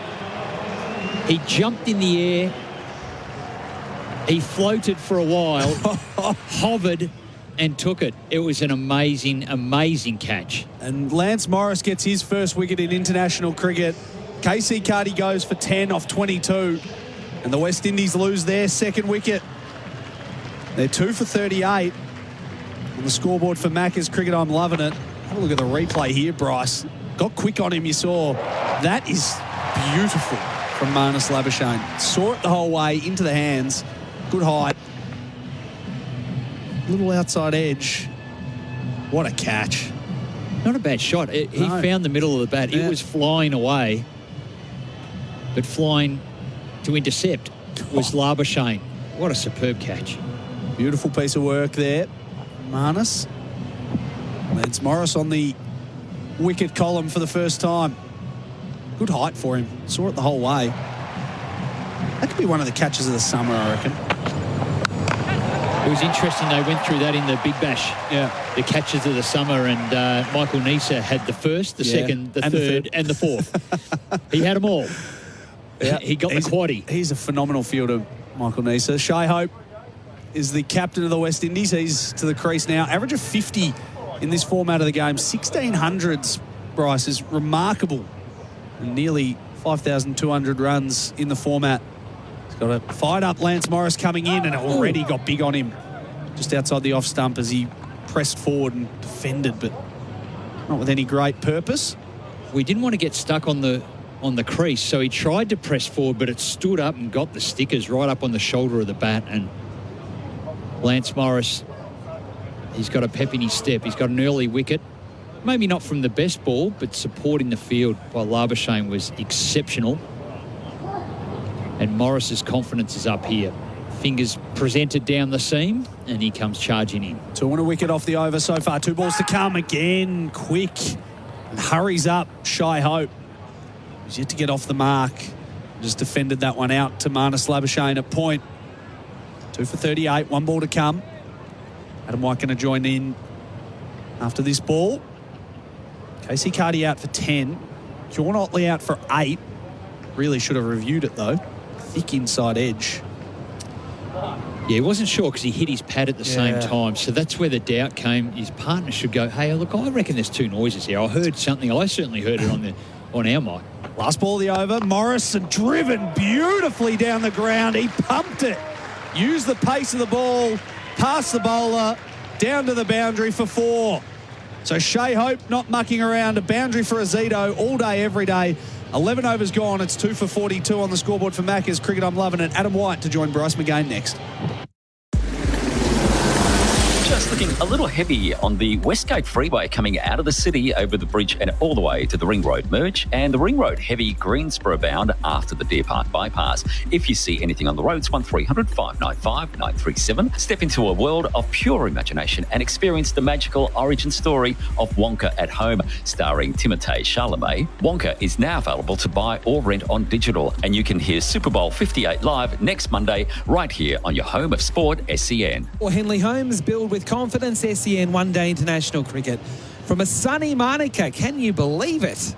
The West Indies 2 for 42 with Abbott on his way again, bowling to Athanase, who works him into the onside. Shai Hope wants a single and he'll get it. Well done. Charging down from the non-striker's end. No, excellent. Using his experience there. Athanase is just stuck in a bit of a funk at the moment of just defending and just working the ball a bit, not really looking for a run, but it took an inside edge there, and Hope was, of course we can. Let's get busy. Since he's been out there, the first ball he faced, they were both awkward deliveries by Morris, but he's looking for the one straight away. You can see this great body language of, no, we're taking it up now. We've got to rotate the strike. Let's get it moving. Good captaincy. Yes. Wanting the strike early in his innings. Abbott bowls to Hope, who's hit on the body with that ball seaming back in. Hope jumping at the crease. The score remains at 2 for 43. That catch from Marnus Labuschagne, certainly one of the Macca's catches of the summer. Macca's February weekly deals are here. And what it was funny to see the reaction from Marnus when he took the catch. It was almost like he was stunned. It was like, oh, well, that's what's meant to happen. He gives all these idiosyncrasies when he's batting, but when he's in the field, he doesn't show the same level of enthusiasm when he takes a great catch. Abbott bowls here. Oh, that's close. That's very close. It's out. LBW. The captain's on his way for 4. He tried to hoik it away on the onside. It seemed back. It hit him in line. They will come together and have a discussion whether to send it upstairs. Oh, I think they should. This has seemed back a bit, so it may be going down leg side. Hit him in line, there's no doubt about it. Maybe that they've already shown, we've missed it. So they are going upstairs. They had a chat and they went, yep, let's give it a go. We stuffed up the first one, we may as well have a go with the second. And the being the captain, he almost sets a premium on his wicket. We'll go upstairs, please. Yeah. Talk us through it, Bryce. What do you think? We're looking at the replay. He went to hoik that right up over on the onside. It angled in, seamed in, hit him on the back above the knee, on the not even the back pad. It's almost the pocket of his trousers, but the thing is his back leg is collapsing as he's playing the shot. ITS to confirm bat and no bat. So I think just with the bounce and seam, I fear it's going to be an umpire's call, which is fine. So there's no inside edge. That's what they're checking for at the moment. Now, he's way outside his crease here as well. So give me a call. Out or not out? Oh, it's going to be out. It'll clip the stumps. The decision is out. It is out, hitting. Hope's out. Sam, you can stay with the original. No hope there for Shea. You on-screen signal now. When it comes to that one, that's hit middle stump. And the West Indies crash again, 3 for 43. So after a relatively optimistic start, they're now back chasing the game with Hope out for 4. Abbott's first wicket, he has 1 for 8. The West Indies 3 for 43. That was just a dirty slog across the line. That's what it was. He went out there with intent. He's probably been watching. He's a bit frustrated. We're only going at 3 and over. Strike rates of 50. I'm going to make a difference. As we said, he's running. He had intent. He wanted to turn the strike over, and he wanted to get hold of the bowlers straight away. Big drive down the ground for Morris. Was a good shot. That was a drag across the line. His shoulders opened up, and he wasn't hitting down the line of the ball. They're getting their LBW shouts right. How's that? Get amongst it with Tinny's craft beer, available at Liquorland. Choose to drink wise. So 2 LBWs in the 3 wickets to fall as Teddy Bishop comes out at number 5 for the West Indies, wearing the number 50. On debut. He's a slender man. He is. He looks like he's playing in the Woolworths Blasts competition at half-time. Seems fairly cool, calm and collected, as most of the West Indians are, as he surveys the field. Now he's that calm. He's told Sean Abbott, no, I'm not ready yet, mate. Go back and bowl it again. Got a few more stretches and that's right. Squat thrusts and whatever else he was doing. Bat on the ground now. He's prepared. 3 for 43. Bishop's first ball is a nice defensive shot on the front foot back to the bowler. Abbott bowling at 139.4 kilometres an hour. West Indies 3 for 43 on the Macca's scoreboard. Cricket, I'm loving it. In early trouble here after being sent into bat by the Australians, although the West Indies did say, had they won the toss, Shea Hope saying at the toss, he would have batted.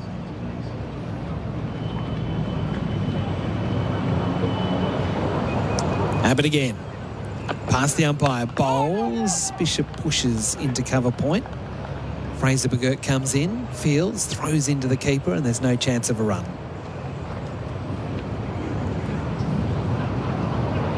It is an interesting call that they would have batted, given that it is favourable bowling conditions, and later in the evening when the dew comes in, the ball skids off the wicket and it's nice to bat on. Maybe a bit of a misread. If you're winning the toss and we were going to bat anyway, I'm not so sure that would have been a good move. Abbott again, last ball of the over. Bowls to Bishop. It's a short one. And Bishop initially shaped to hook and then at the last minute evaded the delivery and let it go through. Over bowled a successful one there for Sean Abbott. He has 1 for 8. The West Indies 3 for 43 after 12 overs on the Macca's scoreboard. Cricket, I'm loving it. This is Ben Reid. If you're getting ready to sell your home, there are so many traps you can fall into. Like, how do you choose the best agent? What's the best selling method? And how much should you pay for commission and advertising? Avoid mistakes. Talk to an Ian Reid vendor advocate first. We've got the answers you need to get the best price for your property. It's all explained in our booklet, Fatal Real Estate Traps Exposed. Call us now for a free copy, 9430 0000. Ian Reid Vendor Advocates. Sell your home a better way. Go on, ring us. 3 for 43, the West Indies after 12.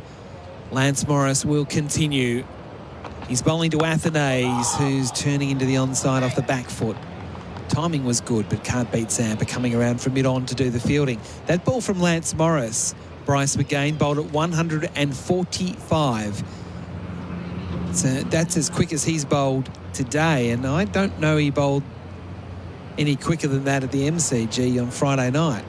No, he's cranking it up now, and that's his role.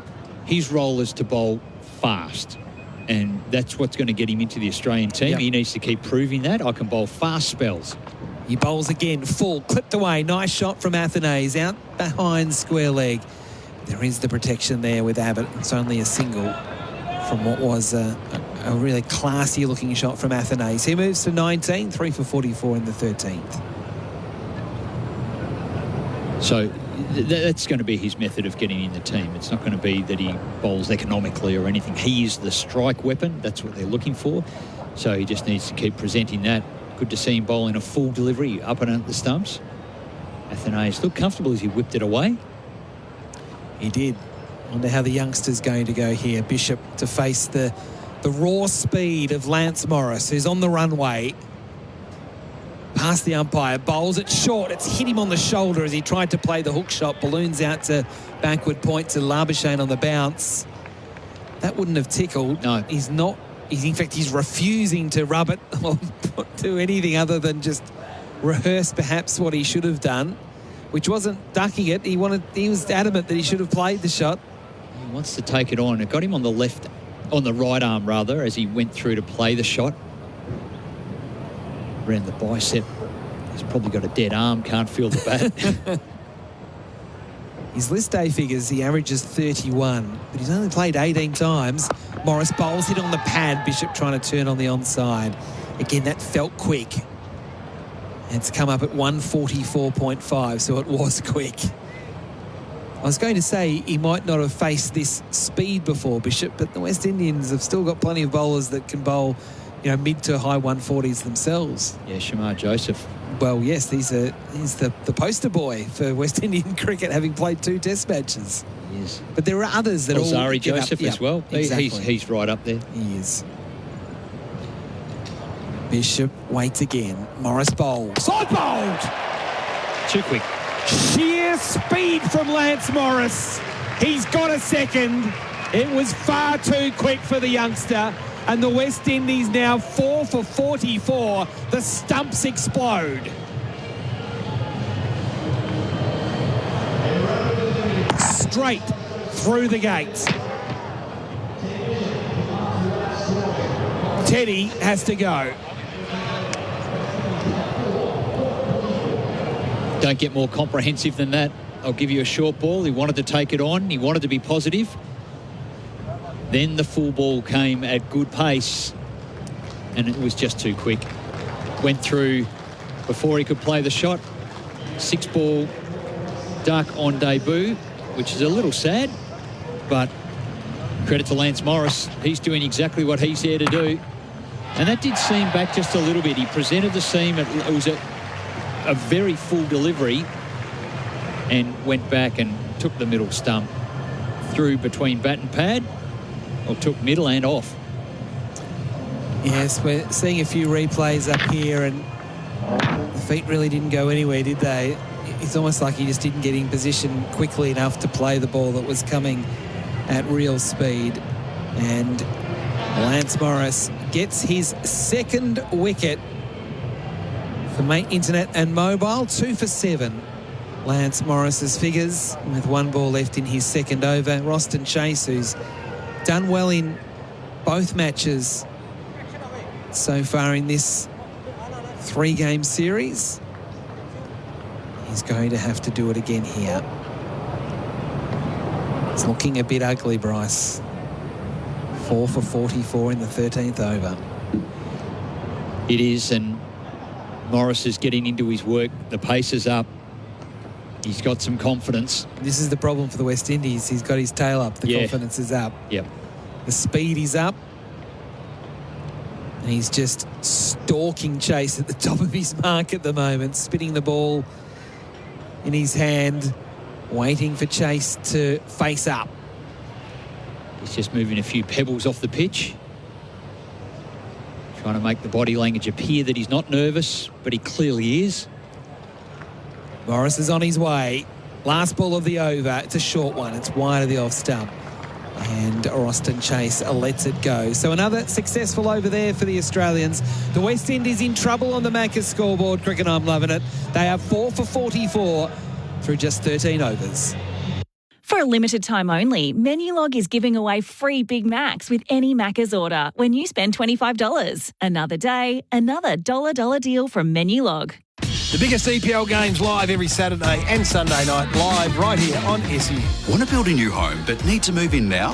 Henley has fixed price completed homes and townhomes ready to buy with premium inclusions in the best locations. Get the Henley Everyday Advantage. Buy a completed home and move in now. Henley.com.au. Sean Abbott to bowl again, his fourth over with the West Indies 4 for 44. Athanase, who's been watching all the carnage from the non-strikers end, he's still there. He gets a single, guiding it down to third man to start a new over. And as a result of that, moves to 20. The score 4 for 45 in the 14th over. On the Macca's scoreboard cricket, I'm loving it. Bryce McGain and Damien Fleming today, our experts for in-place living, specialist disability accommodation designed for you. Well, Athanase has looked comfortable. I've liked the way he's waited for the ball to come to him. Sometimes the anxiety of the fast bowling has you pushing the hands out at it. He's waiting, playing that ball down. He's played a lovely square drive earlier and has run that one down to third man. He's played that shot a few times. Chase is getting ready, marking his guard. Abbott, like Morris, is really hunting at the top of his mark. He is. He looks keen. White towel at the back of his trousers. He bowls, and it's an attempted drive from Chase, trying to push it through the offside. It takes the inner portion of the bat and goes up to mid-on where Bartlett does the fielding, and there's no run. The score remains 4 for 45 with Athanase on 20. Chase yet to score. And SEN one-day cricket for Henley Homes. Build with confidence. Henley paying $1,000 a month off your home loan for 2 years. Good news today, interest rates on hold. Was the announcement that came through earlier. Abbott bowls here, and it's pushed into the onside, through the inside by Chase, just a single. Through mid-wicket as Bartlett came around to do the fielding. He dived away to his right from mid-on.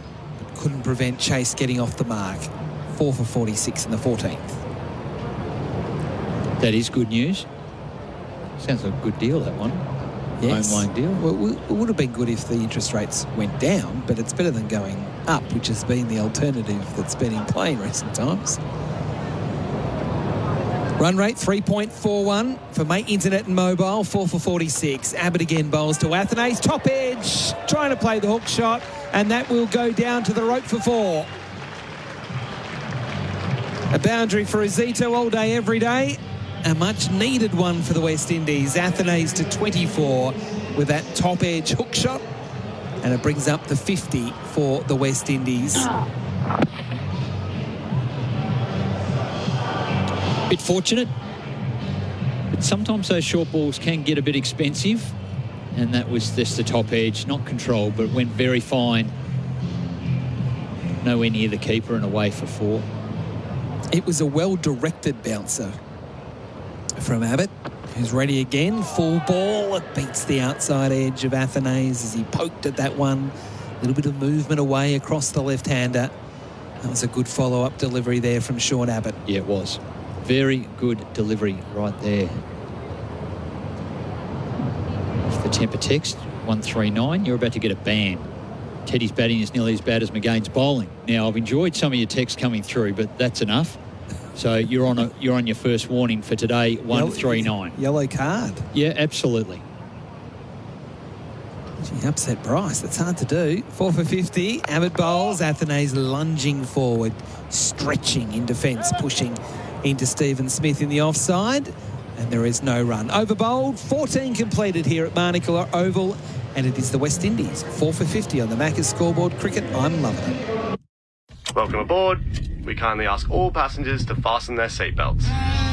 Preparing for departure. Dad! Recline with 3 rows of comfort. Indulge in seamless, convenient tech and let a 5-star ANCAP safety rating give you extra peace of mind. For a limited time only, enjoy a $2,000 factory bonus. Visit your nearest showroom today. The Hyundai Palisade Luxury SUV. Welcome to first class. Imagine that. Hyundai. The sun continues to shine here at Manuka Oval. with Lance Morris on his way again to bowl to Chase, who's jumping and defending away on the offside off the back foot. 4 for 50 in the 15th over. That ball there from Lance Morris, 142.7 thanks to Mate Internet and Mobile. So the speeds have consistently been in the sort of low to mid 140s from Morris through his first 2 and a bit overs.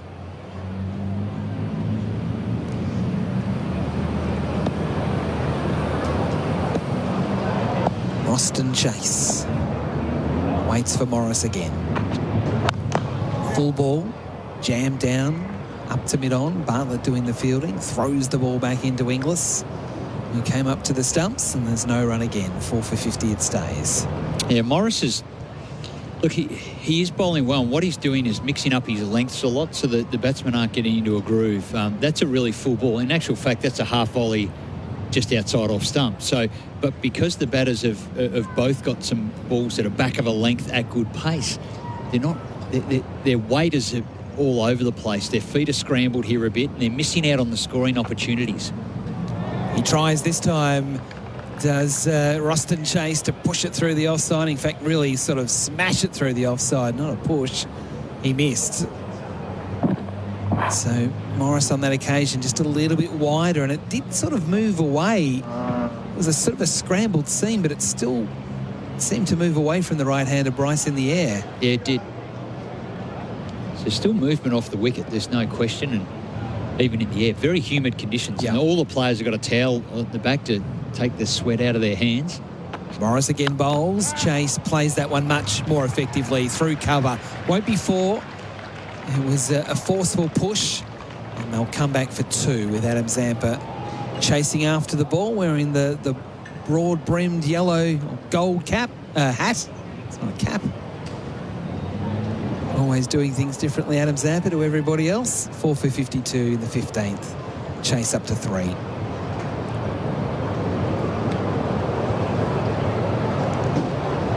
Do you like the uniforms? No, not really. No. The yellow? What do you not like about them? Well, they're very plain and bland, aren't they, these uniforms? Morris bowls here, full, clipping away. Nice shot this time from Chase. Better timing here. This will go close to the rope. Bartlett on the chase. He will get there just inside the rope, and they will come back for 3. So it does show that the outfield, with all the rain that there's been in Canberra in recent days, has slowed things up. Off the bat, that looked like that was going to be 4. Chase to 6, 4 for 55 in the 15th. He did strike it really well off the text machine. Just wanting to know the Shield update of what is going around. And, well, Victoria won their game. Not decisively, 3 wickets down, with 3 wickets in hand. In actual fact, chasing a tight little target of just over 150. Morris again bowls to Athanase, who very nearly chops onto his stumps, trying to play on the front foot through the offside. It spits out through sort of around square leg. Morris was able to field on his follow through, and it is a dot ball to end the over. We'll go back to those Shield scores after the break. It is the West Indies after 15, 4 for 55. As a roofer, plumber or builder, time is money. So getting your roofing, cladding and flashing supplies reliably delivered to your site on time is paramount. At Design Sheet Metal, simply order your roofing materials by 4:30 p.m. for delivery on site next business day. Visit designsm.com.au to place your order today, or visit their Laverton or Bayswater showroom. Operating 24 hours, 5 days a week. Design Sheet Metal. In spec, on time, every time. That's designsm.com.au.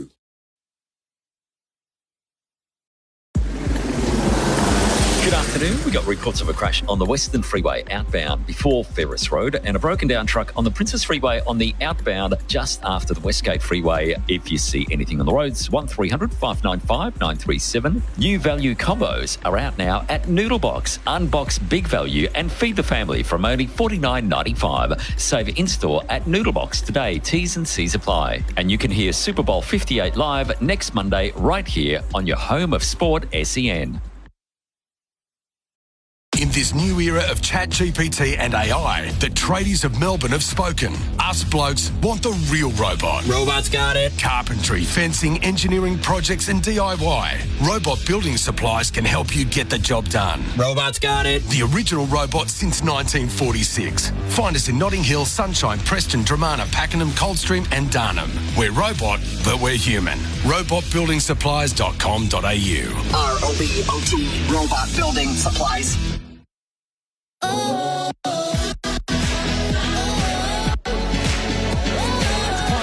Pad first. It is pad first. Oh, he's out. Morris again. This one in the air. Oh, what a catch! Marnus Labuschagne like Superman. Unbelievable stuff. Short and wide outside the off stump. Splashed away. And Super Marnus did the rest. Jabbett bowls here. Oh, that's close. That's very close. It's out. LBW. The captain's on his way for 4. Bishop waits again. Morris bowls. Side bowled. Too quick. Sheer speed from Lance Morris. He's got a second. It was far too quick for the youngster. And the West Indies now 4 for 44. The stumps explode.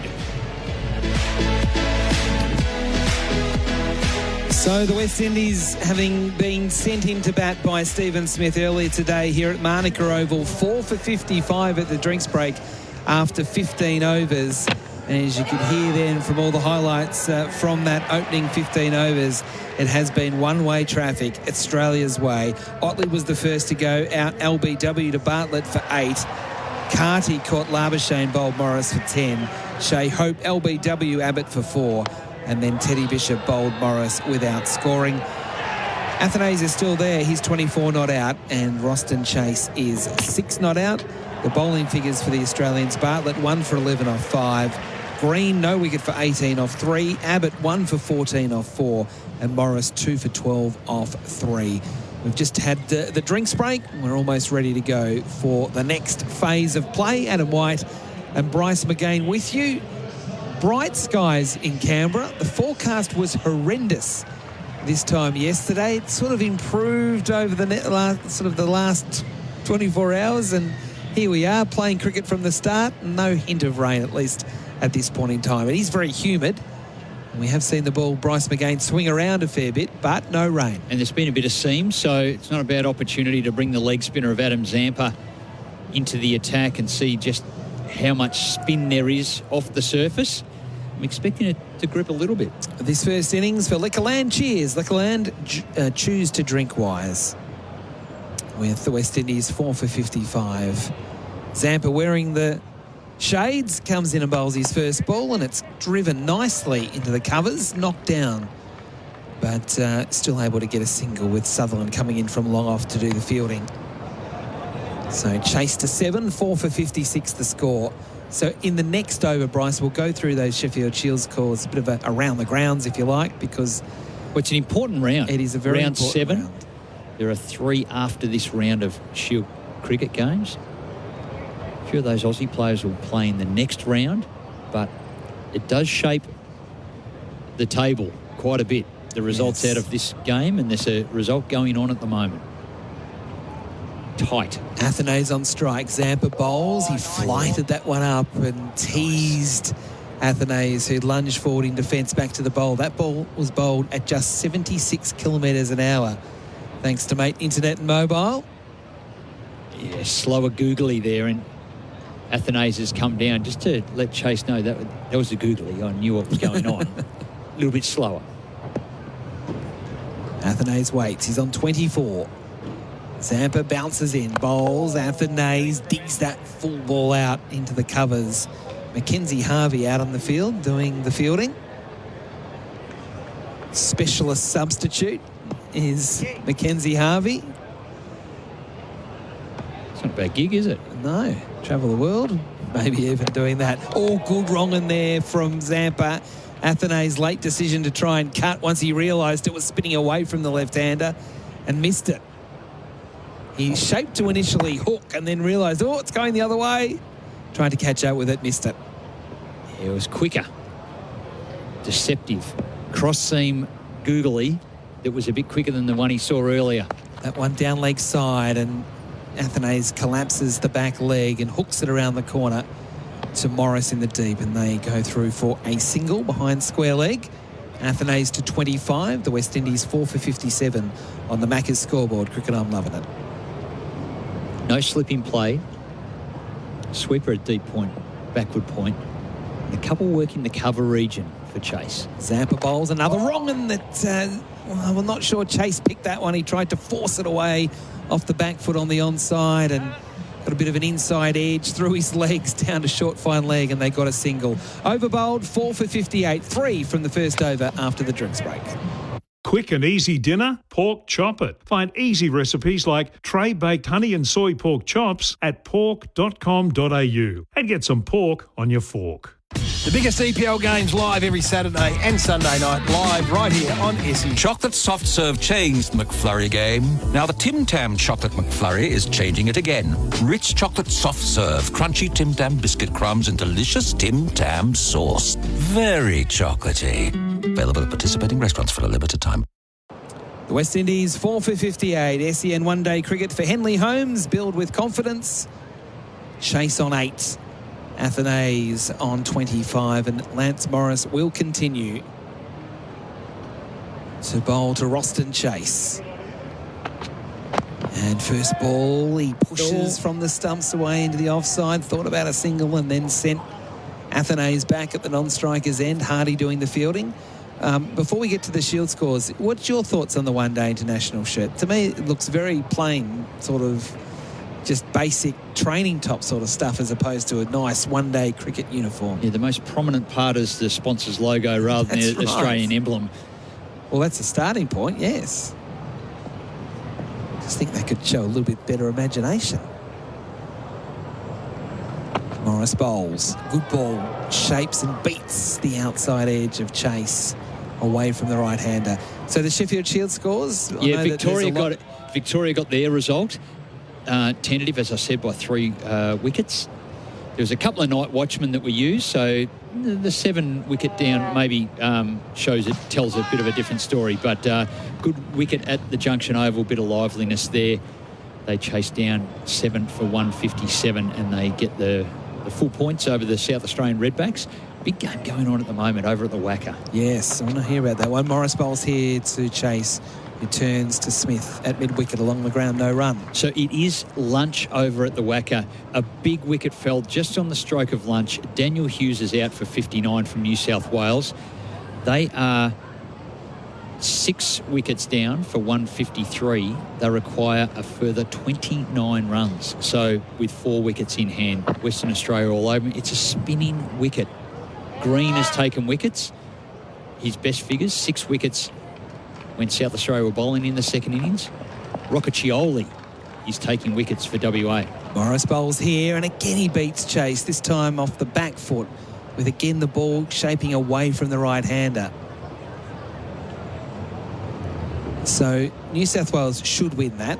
Victoria did win today, and of course Tasmania had a big win over Queensland at the Gabba. So that's where the two big upsets. Yeah, but it's still an upset, I think, for Tassie to beat Queensland at the Gabba, and then for New South Wales to beat WA at the Wacker. They had 2 big results in the context of the season, with Victoria winning at home to complete the set of 3 matches. 2 more balls over here. Morris to Chase, who's scooping it in the air just short of Smith at mid-wicket, who took it on the bounce. That dropped about half a metre short of Smith. It was in the air for a long time, scooping it up and nearly gifting the Australians a wicket. And Dean, we do have the update. New Zealand, well, it's a run feast over there, and the appetite of Williamson and Ravindra that keeps going. Kane Williamson in the second innings, 82. And they are 2 for 182. They lead by 477 with 8 wickets in hand over South Africa. Morris bowls here, pushing to point. So that's a maiden. Well bowled by Lance Morris. Another ball's bowled at 142.6. The West Indies 4 for 58 after 17 on the Macca's scoreboard. Uni Super is open for every Australian. Awarded Most Satisfied Members by CanStar. Uni Super makes greater super easier. The biggest EPL games live every Saturday and Sunday night, live right here on SEN. Hi, it's the Oxia. If you've lost control of gambling, drugs or alcohol, then MyHab is the place for you. A fully private facility with a team dedicated to every client. Cheryl is waiting for your call on 1300 190 370 or go to myhab.com.au. Adam Zampa to continue here, 4 for 58, the West Indies after 17 overs. Athanase on 25 and Chase on 8. And Zampa bowls to Athanase, gets a full toss and just dinks it into the onside. Out to the man in the deep at square leg for a single. Could have hit that one anywhere. Athanase to 26. And the score 4 for 59. Adam White with you, and also Damien Fleming for in-place living, specialist disability accommodation designed for you. Bryce taking a break and Flem back in. Zampa bowls here. Oh, that was a good ball. That spun sharply and took the inside edge of Chase into the onside when he tried to play into the offside. Now Zamps is on. I think Bryce wants to stay in here. Chase on 8. Zampa bowls. Chase pushes firmly up to long off and takes the single. So 4 for 60 in the 18th, and as has been the case in both matches so far, Roston Chase coming in at number 6. He's got to find a way to add some respectability to the scoreboard, Flam. Well, he has found a way, isn't he? I mean, we were surprised Friday night at the G talking about that he wasn't part of the test squad. Yes, or the reverse there from Athanase, came from nowhere. Kind of hit the glove or the handle and went to backward point. No run. Adam Zampa won't mind that. The type of bowler that goes stump to stump and doesn't give away the stumps. You miss, you're out. Yeah. Maybe a bit of leg involved in that one as well. Zampa to Athanase, plays that one more conventionally through the offside. Nice shot. It's out towards the rope. It will be fielded, though, by Hardy, sweeping on the offside. They come back for 2. So the old-fashioned cricket fan will say, well, when you can play a shot like that, why do you play a reverse sweep to a very similar ball? Well, sometimes it can set up that shot, but that reverse didn't seem a very confident shot for me, the previous ball. Didn't feel very natural, did it? Last ball of the over. Athanase trying to sweep. That pitched outside the leg stump. They'll take the leg by as the ball balloons away behind square leg. And that is the end of the over. So after 18, the West Indies 4 for 63 on the Macca's scoreboard. Athanase 28, Chase on 9. Summer Jam, Australia's biggest street ball festival, is back, thanks to Foot Locker and Jordan Brand. Experience hoops culture as the best teams battle it out in men's and women's tournament play. Plus, world-class dunkers, unique product drops, local food and culture, and more. Don't miss Summer Jam, Australia's biggest street ball festival, at Peanut Farm Reserve, February 9th to 11th. Secure your tickets now at summerjam.com.au. Just having a look at the replay during the ad break of that LBW, Flem was a bit closer than I thought. They didn't go upstairs, but I think it would have shown just outside Lisa, but this is the other thing with DRS. It sort of does the inside of the stumps. Yes. If it was the outside of the stumps, it's actually pitching on leg stump. Yep. Why did they do that? No, these are the questions I want you I tell to you, answer. Did you see the... it was last night in the India-England game. I think it was Crawley's DRS LBW. No, I didn't have a look. The that did not look out. Yeah. Given not out by the umpires? I can't remember. Because Stokes wasn't happy. No, was he after wasn't. the game? Nor should have he been. Morris here bowling to Athanase. That's down leg side, and that will be called a wide. Yes, it was. Every now and again, there's a bit of a bizarre one, isn't it? It just didn't look out. It looked like as the left arm leg spinner. The way that he'd gone back to play, I thought, that's spinning too far down past the stumps. When you look at it first look, and then it's almost like the ball's straightened to go onto the stumps. And that's where, as a cricket fan, you start to lose faith in the technology. And I'm sure the players do at times as well.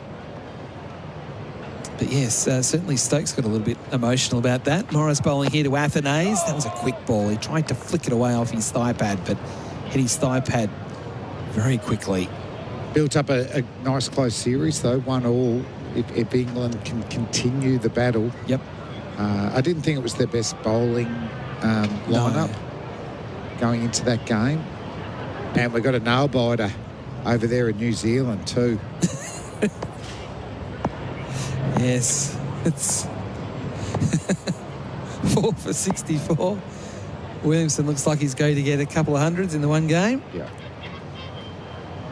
Athanase here on 28. Waits for Morris. Plays nicely, standing tall in defence from the crease. Pushing into point, but can't score a run. Yeah, we sort of do want New Zealand just to absolutely thrash South Africa. So, don't be sending C teams. Yeah, this is the thing, exactly. It's playing out as we all thought it would. I don't think it's particularly healthy for Test cricket, this sort of thing going on, but maybe it is, because maybe it's sort of a line in the sand sort of moment to say, well, we can't do this. You either treat it seriously or don't play at all. Athanase here waits, and it's another good ball from Morris that hits Athanase on the body, trying to play on the onside, no run.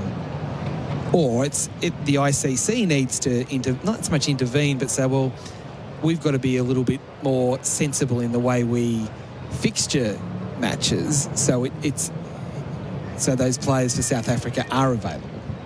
Yeah. For international cricket, if they're going to say, well, we're going to keep our players at home for our domestic competition because it makes money for South African cricket, the ICC have got to come to terms with that and just fixture Actually, you'll get outside more that time. money by sending your best team to New Zealand for the Test series. Well, that will require the ICC to change the way they do things. Yeah. Which is a bit the same with the West Indies. Now, here we go. Here's the problem. Coming off.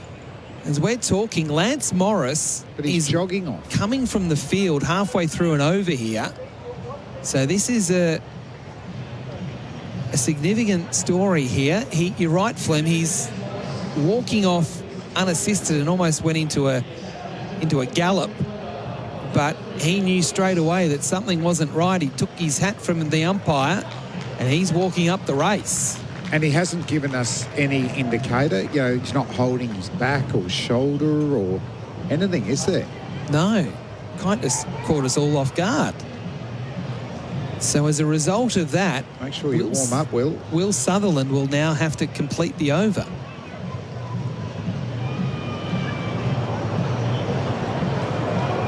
Well, that's surprised us all. We were just waiting for Lance to bowl again. He got to the top of his mark, went, no, can't do it. Sutherland can, although his bowling has not started overly well. That's way down leg side. A lot of them have battled with their first couple of deliveries, haven't they? It's the swing, it seems. Yeah. What did you think of Will's bowling the other night, Flem? Yeah, it was good. Good. It was steady. Yeah, as you said, sort of the radar looked like it was slow. Like that was one. Looked like the batteries had gone flat. Yeah. Sutherland again, bustling approach, bowls another one down leg side, and that'll be a wide as well. So it's a bit tough here for Will because he's having to come in halfway through someone else's over to complete it, but his first two balls, though, are still... And they're beautiful deliveries to right-handers. They're actually shaping away from a righty, but Athanase, a left-hander. No, it's never easy coming straight on, isn't it, when you're not expected to bowl and you're not completing a full... Well, he might if he keeps bowling wides. Sutherland bowls here. Much better ball on off stump. Athanase pushing up to mid-on. Abbott doing the fielding, no run. Yes, if you add the Morris wide from the start of the over, we've had 3 wides in this over bowled by 2 bowlers with still 2 balls remaining. Just need a wicket now. It's been a while since we've seen a boundary. The last one was a top-edge hook shot, but from an actual proper cricket shot, an intentional shot, we haven't seen a boundary for ages. Sutherland again bowling. Good ball, hooked away. Sort of heaving it, muscling it away on the onside off the back foot for 2. Through mid-wicket. And pity for Morris, 2 cheap wickets. Yes. Bowling with good hostility on what I'd say is not a very quick pitch. No. Still mid-high, not so much high, mid-140s consistently. Because that's what I'm thinking with Sutherland and Bartlett in the 120s and going, maybe the radar's a bit slow, but Morris is getting into the mid-140s. Okay, Sutherland here. One ball left in the elongated over. He bowls to Athanase, who clips it away. Getting it fine. It's not a chance for 4. Zampa coming around to do the fielding. And I thought off the bat he got it fine enough to put some pressure on Zampa. He couldn't, just one from the bat there of Athanase. So he's on 31. Chase on 9. It's 4 for 69 after 19 overs on the Macca's scoreboard. Cricket, I'm loving it. John Donohoe, he'll be next.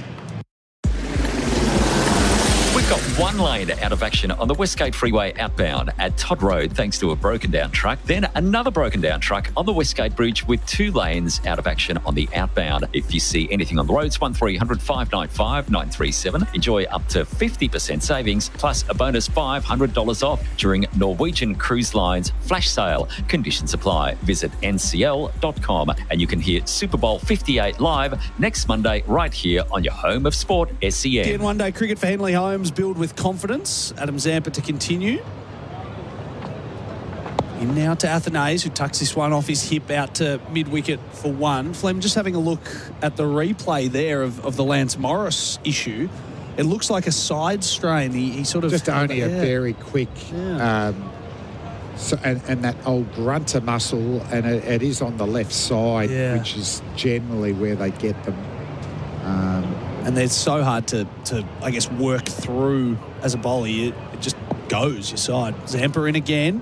Floats this one up outside the off-stump. Chase just carves this one through the offside to Jake Fraser McGurk. They do have a lot of bowling options here, Australia, even going as far as Hardy. But Morris was very impressive. And it's not what you want to see. He had his first one day. The figures weren't great. He bowled pretty well. It looked like he was going to cash in here. Yeah.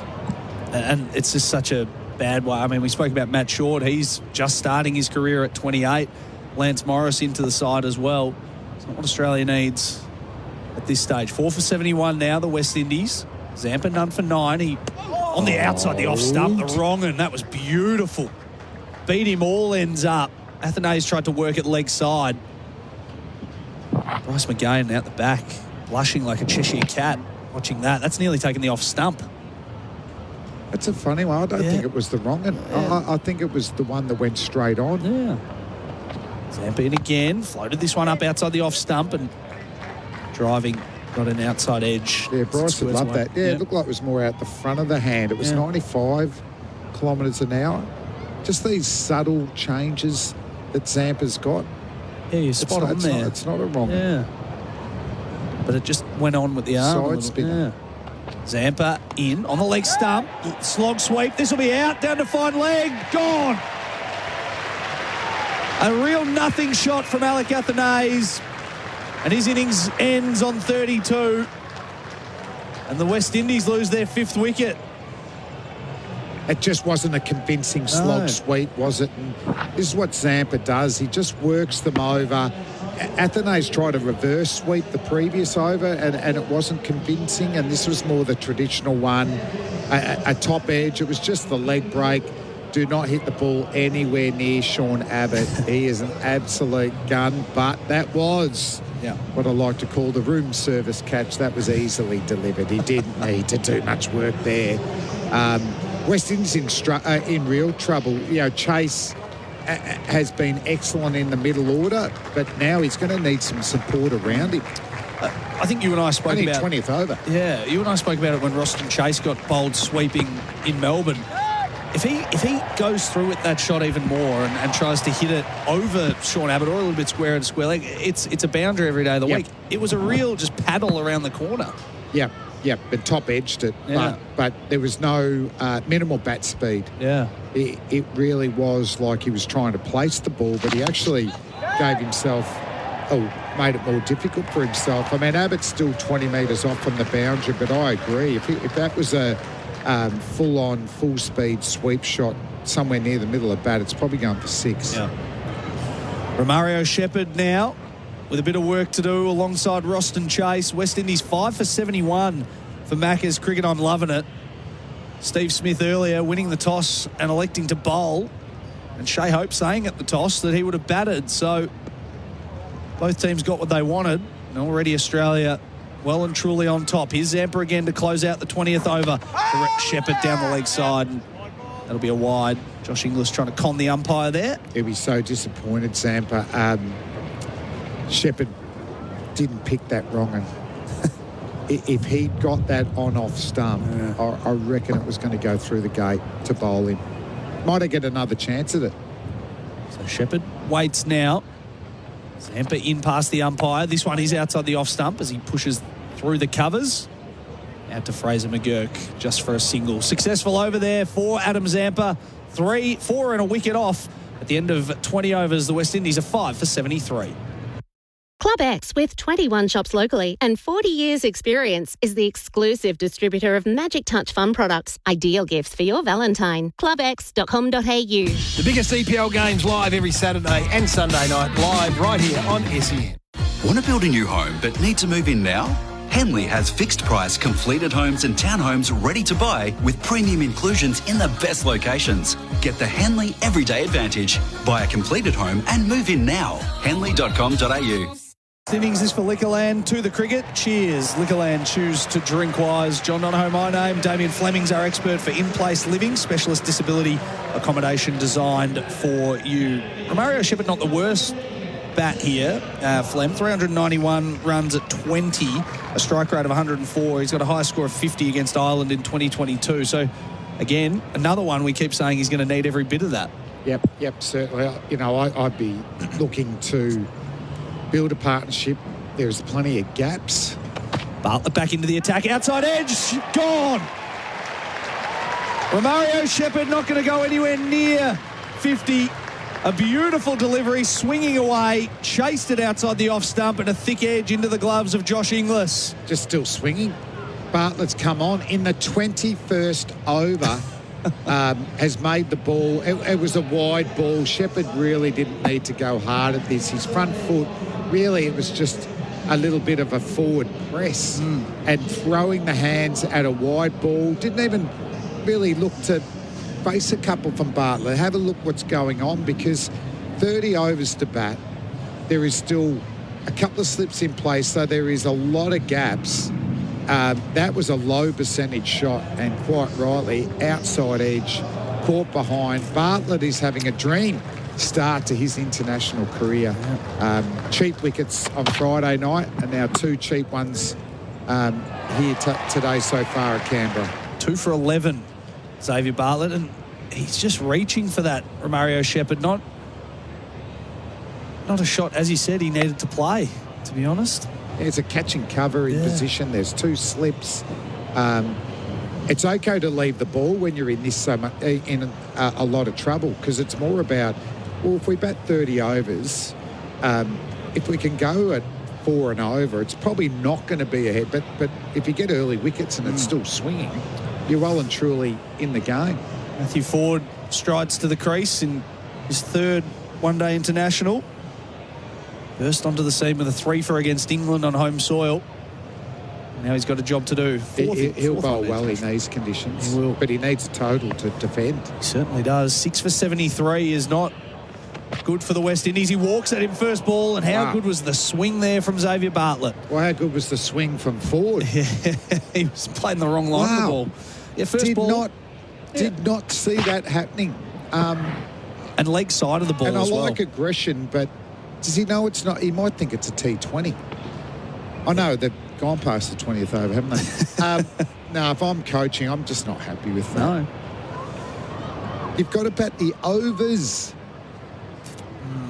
6 for 73. There's 3 slips in place and gaps everywhere else. Still swinging the ball, Bartlett. And again, he plays a pull shot, second ball. Oh, no, this will be out. A calamitous run out. He was sent back by Roston Chase. Ford slipped over. Oh, jeez. And the West Indies are capitulating. Oh, wow. And they're beefing with each other as well. It's turned into the WWE. Wow. Wow, I need to find out what local teams they play for. He is not happy. It was his call, to be fair. Chase is the more experienced player. What do you reckon? I think Chase probably is still getting run out.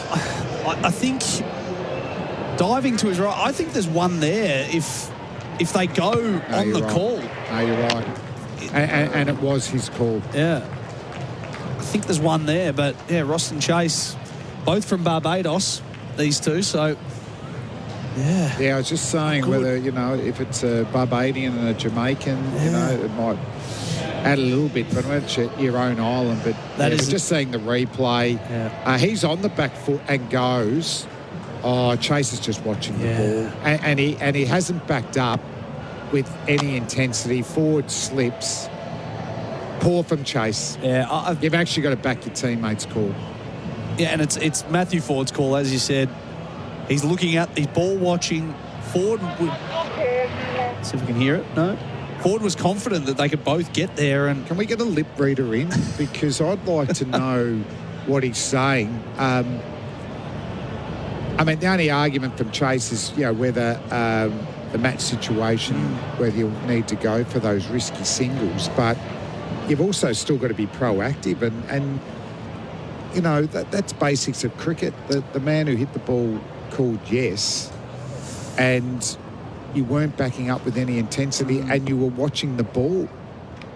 Zari Joseph to the crease now. 2 wickets off this over. 7 for 73. Bartlett in again.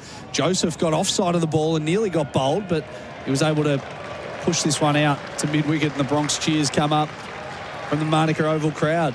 Can you remember any teammates of yours getting into a bit of a confrontation on field? Oh, many a time.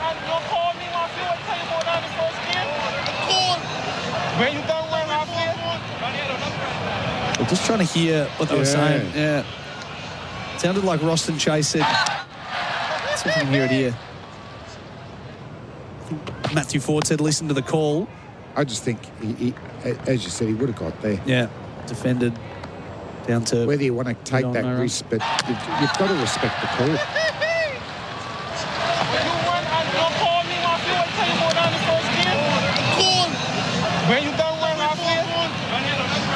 So he said, I called. He said, you've got to call. Chase sort of mentioned you didn't call. Yeah. Is that right? Something like you've got to call. And then Ford said, I called. I called. Did call. Yeah. So there you go. 7 for 74, 1 ball to come in the 21st over now. Roston Chase, a bit of work to do. This one got big on him. Hit him on the glove, and Xavier Bartlett's got his tail up. 2 for 12 off his 6 overs.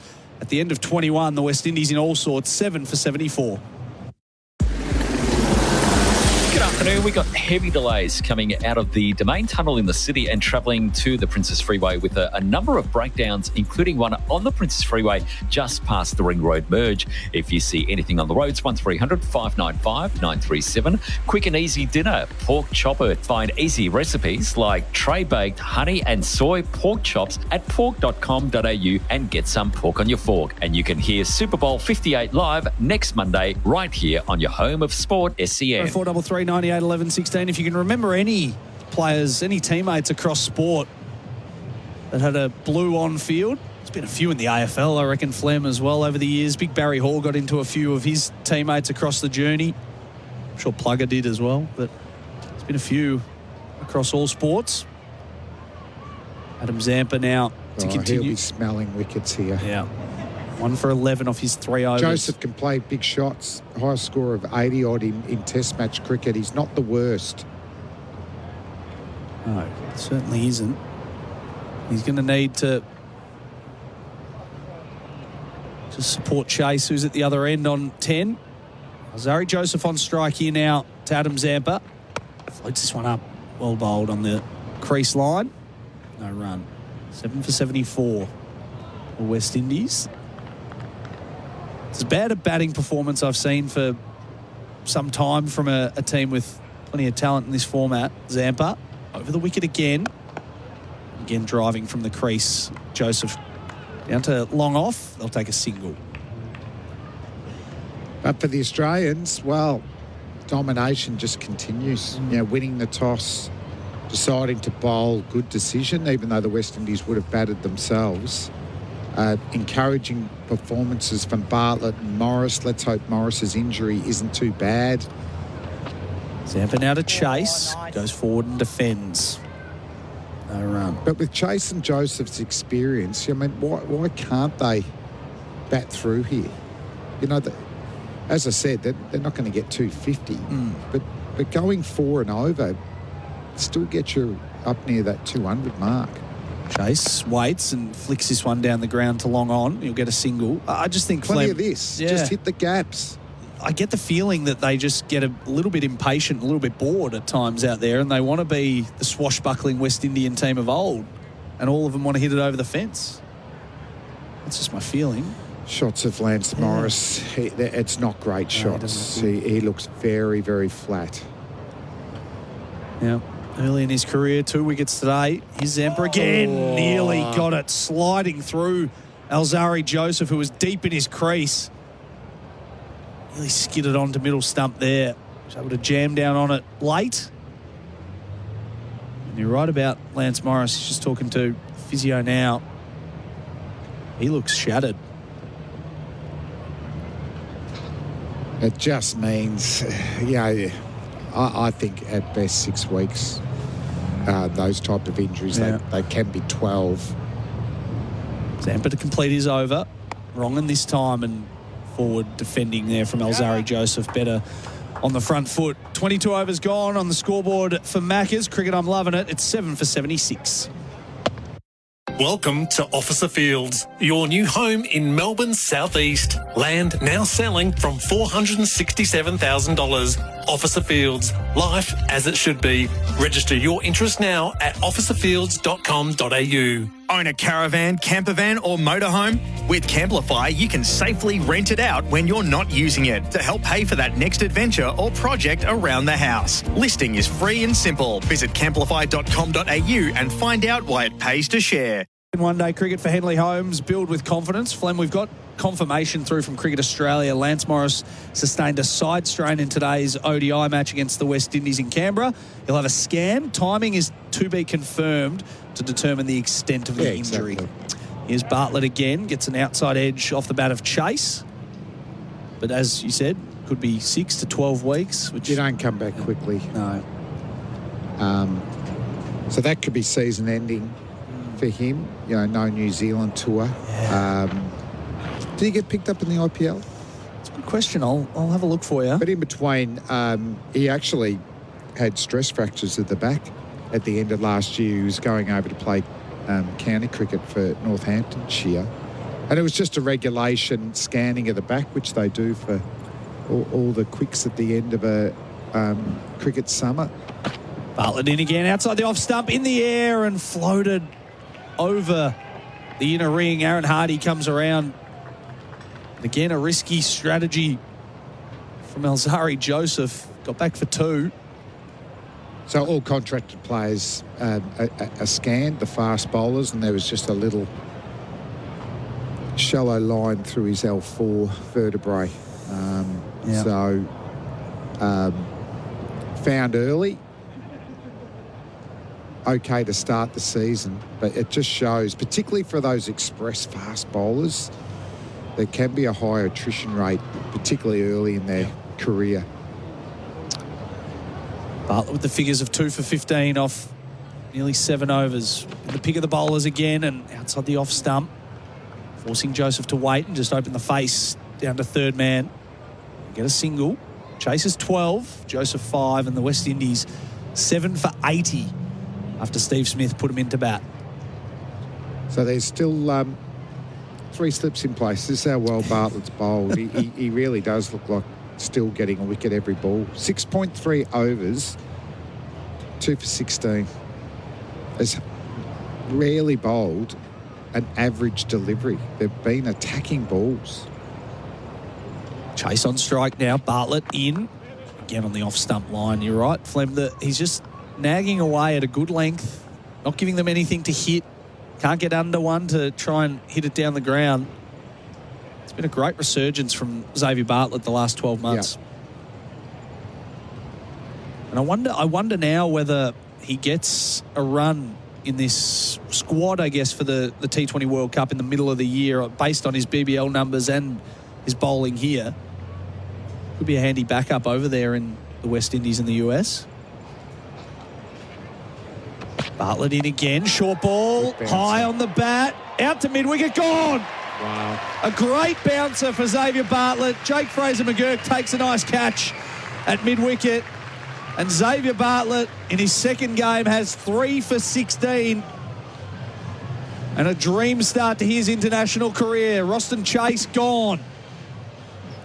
Got really high on the bat. So outstanding swing bowling from Bartlett, but very good fast medium bowlers always have a quicker bouncer. So he's in the high 120s. Chase batting out of his crease and advancing, that got big on him. That was too fast, too bouncy, good execution from Bartlett. Chase goes for 12, and Bartlett has 7 cheap wickets in international cricket now. But that was great execution. So 4 for 17 at the MCG in game 1. He's got 3 for 16 now off just 7 overs. And an opportunity here, Flem, to get his first international 5 for potentially. Do you want another over? Yes, I'll take that other over. Actually, I'll bowl out. So I've got 3 after this one. Please let me. And Moti looks like he just plays his shots. Yeah. So there's a real good opportunity to get a 5. And it'd be very well deserved. I mean, he set the tone. Cameron Green, poor with the new ball at the other end. But Bartlett really got the West Indies on the back foot from ball 1 in the first over. 8 for 80 now on the scoreboard for Maccas. Cricket, I'm loving it. And the West Indies in all sorts of trouble. You don't think at this point in time they look like even close to getting to 100.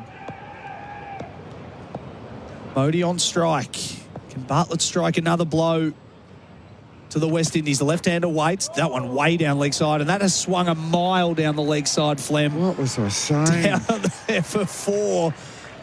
Unbelievable swing, still in the 22nd over. There's been a couple of gutter balls today. Yeah. First off from Cam Green in the first over. And Bartlett, who I said has not bowled a bad ball, has pitched it maybe a metre out leg side, and then it swung even more. The one positive there is for Bartlett going, oh, geez, this ball's still hooping. Yeah. And left-handers do not like the ball coming back in. There's real incentive if he can start this on a 4th stump line that he could crash through the stumps or get another LBW. Now to complete his over. This one outside the off stump. That was the line I reckon you were talking about there, Flem. It didn't swing. Had it done so, the top of off stump might have come into play. It was a beautiful delivery. 23 overs gone. 8 for 85, the West Indies. Step into a world of pure imagination and experience the magical origin story of Wonka at home. Starring Timothée Chalamet, Wonka is now available to buy or rent on digital. The biggest EPL games live every Saturday and Sunday night, live right here on SEN. Want to build a new home but need to move in now? Henley has fixed price completed homes and townhomes ready to buy with premium inclusions in the best locations. Get the Henley Everyday Advantage. Buy a completed home and move in now. Henley.com.au. SEN one-day cricket for Henley Holmes.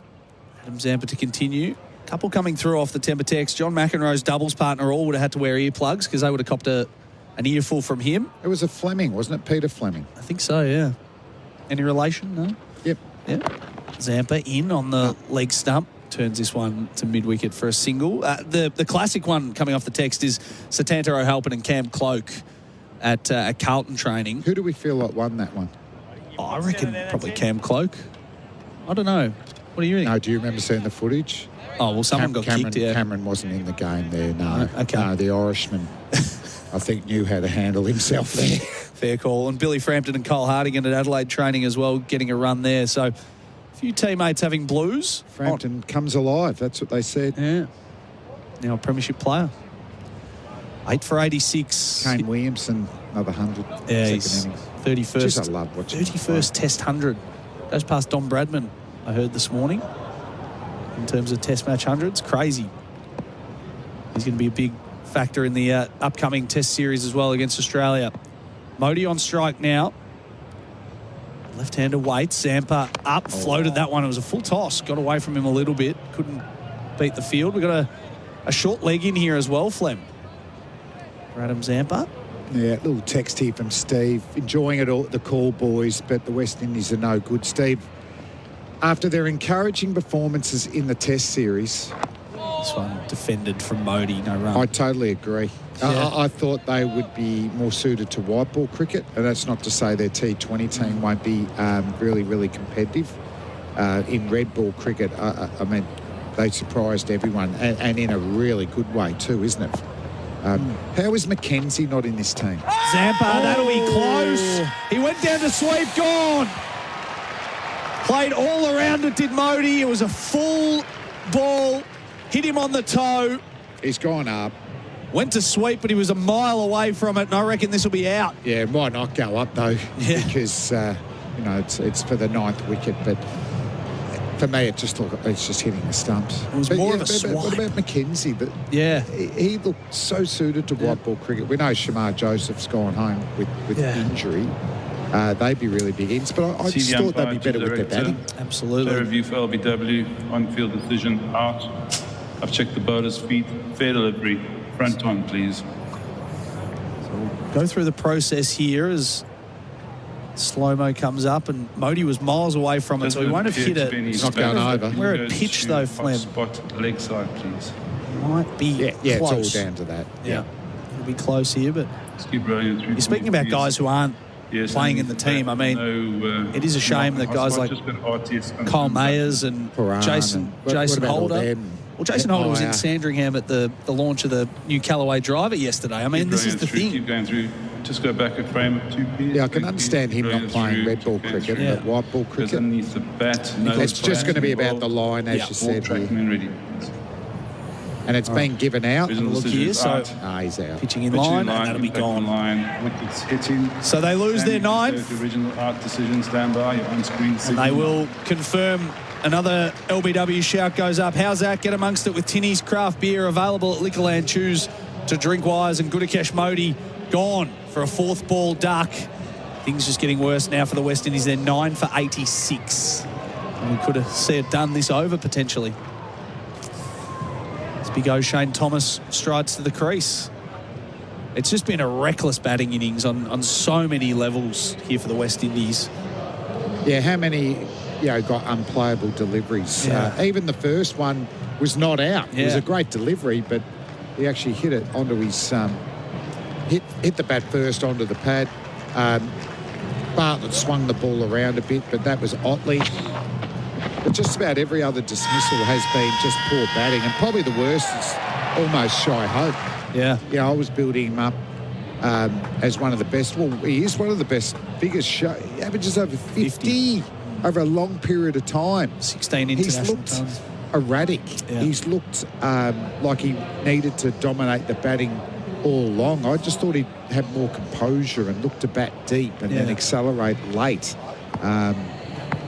It hasn't worked out for him at all. No. So what big O'Shane Thomas has, an average of 4. Strike rate of 31. He can hit a big ball, surely. Zampa with the figures of 2 for 14 now. The West Indies 9 for 86. Just inside 25 overs. Zampa in, down the leg stump line. Hits him on the pad, but it was a full toss down leg side. 1 ball to come in the over. Just bowl it straight, Zamps. You're a real good chance here. And a wrong and might sort him out even. Might be too good for him. Yeah, potentially. I'd actually just bowl another straight delivery. See if he can play miss. Zampa to complete the over now, and this one down the leg side, spinning away as well. So O'Shane Thomas survives his 2 balls. Joseph at the other end, 6 off 8. The West Indies, after 24 overs on the Macca scoreboard cricket, I'm loving it, are 9 for 86. This is Ben Reid. Avoid costly mistakes when selling your home. Download our free booklet, Fatal Real Estate Traps Exposed, at ianreid.com.au. Ian Reid Vendor Advocates. Go on, ring us. Experience a luxury BMW electric vehicle without the luxury car tax at Berwick BMW. The fully electric BMW i4 eDrive 35 is now available below the luxury car tax threshold. Visit Berwick BMW today. Conditions apply. LMCT 8953. John Donohoe, Damien Fleming with you. SEN One Day Cricket for Henley Holmes. Just having a look at the replay of a few of the wickets here, Flem. I think you're spot on with the Shea Hope dismissal. It was just a slog across the line. They didn't need to do. Here's Bartlett again, deep in his crease. Joseph down the ground. Gone. Aaron Hardy waiting for it at long off. Got a good piece of it, Joseph, but he hit it straight down the throat of Aaron Hardy. And the West Indies have been bowled out for 86. And well done to Bartlett. Consecutive 4 wickets hauls. Yeah. He's got 8 for... What's he got? 8 for about 50? Yeah, well, he got 4 for 17 and 4 for 21. So 40. Joseph just going for the big hit. I did play in a day-night game against the West Indies at the Adelaide Oval many years ago, and we did finish the game before the lights went on. And it's going to happen again. So great performance by the Australians. The West Indies, actually, the longer this one-day series has gone, the worse they've got, isn't it? Particularly their batting. It's almost like the players who played in the Test match put all their effort into the Test series and then came out here. And I think, as you said before, I also thought this was going to be their best format, and this is where they do their best work, coming off a series win over England at home as well. And they've just really stunk it up in this one. 86 all out. Not a great way to finish they're not finished their tour. They've still got 3 T20s to go, but finish things off here. So Xavier Bartlett gets a clap as he goes across the line. 8 wickets for not many. We might take a very quick break. 86 all out the West Indies. Adam White will come in to analyse it all with Bryce McGain on the other side of this. Getting away for a weekend with family and friends, switching off and hitting the road. That's the quintessential Aussie holiday. And to get you travelling, the big brand's Better Buy sale at Tyre Power has you covered for tyre safety. You can buy 3 and get 1 free on selected Falcon, passenger and SUV tyres. Plus, the free 5-minute tyre safety check offers tremendous peace of mind. To find your Aussie-owned local independent Tyre Power dealer, visit tyrepower.com.au. Hello, Frank Walker from National Tiles. The National Tiles famous once-a-year summer spend and save must-end Sunday. Yes, the National Tiles famous once-a-year summer spend and save must end this Sunday. Spend $4,000 and will only charge you $2,750. Or spend $2,000 and will only charge you $1,450. But you'll have to be quick. Our famous annual summer spend and save must end this Sunday. As a roofer, plumber or builder, time is money. So getting your roofing, cladding and flashing supplies reliably delivered to your site on time is paramount. At Design Sheet Metal, simply order your roofing materials by 4:30 p.m. for delivery on site next business day. Visit designsm.com.au to place your order today or visit their Laverton or Bayswater showroom. Operating 24 hours, 5 days a week. Design Sheet Metal. In spec, on time, every time. That's designsm.com.au. Hi, I'm Ashley Nelson from O'Brien Real Estate. Thinking about selling your home? Make 2024 your year with O'Brien Real Estate. Whilst interest rates are steady, now is the perfect time for buying and selling a home. At O'Brien Real Estate, we're here to help you reach a wider pool of buyers whilst benefiting from our exclusive advertising offers. Interested? Visit obre.com.au or call your favourite O'Brien sales agent. That's obre.com.au. O'BrienRealEstate.com.au. The difference is our people and local knowledge. Enjoy up to 50% savings plus a bonus $500 off during Norwegian Cruise Line's flash sale. Conditions apply. Visit ncl.com. The biggest EPL games live every Saturday and Sunday night, live right here on SEN. Want to build a new home but need to move in now? Henley has fixed price completed homes and townhomes ready to buy with premium inclusions in the best locations. Get the Henley Everyday Advantage. Buy a completed home and move in now. Henley.com.au. 2 slips in play. Bartlett bowls it now. That's close. Is it pad first? It is pad first. Otley's out. Morris again. This one in the air. Oh, what a catch! Marnus Labuschagne like Superman. Jabbett bowls here. Oh, that's close. That's very close. It's out. LBW. The captain's on his way for 4. Bishop waits again. Morris bowls. Side bowled. Too quick. Sheer speed from Lance Morris. Zampa in on the leg stump. Slog sweep. This will be out. Down to fine leg. Gone. Bartlett back into the attack. Outside edge. Gone. Romario Shepherd not going to go anywhere near 50. A beautiful delivery, swinging away. Still swinging the ball. Bartlett. Again, he plays a pull shot. Second ball. Oh, no. This will be out. A calamitous run out. He was sent back by Roston Chase. Ford slipped over. Oh, jeez. And the West Indies are capitulating. Bartlett in again. Short ball. High on the bat. Out to mid-wicket. Gone. Wow. A great bouncer for Xavier Bartlett. Jake Fraser-McGurk takes a nice catch. How was Mackenzie not in this team? Zampa, that'll be close. He went down to sweep. Gone. Played all around it, did Modi. It was a full ball. Hit him on the toe. Here's Bartlett again, deep in his crease. Joseph down the ground. Gone. Aaron Hardy waiting for it at long off.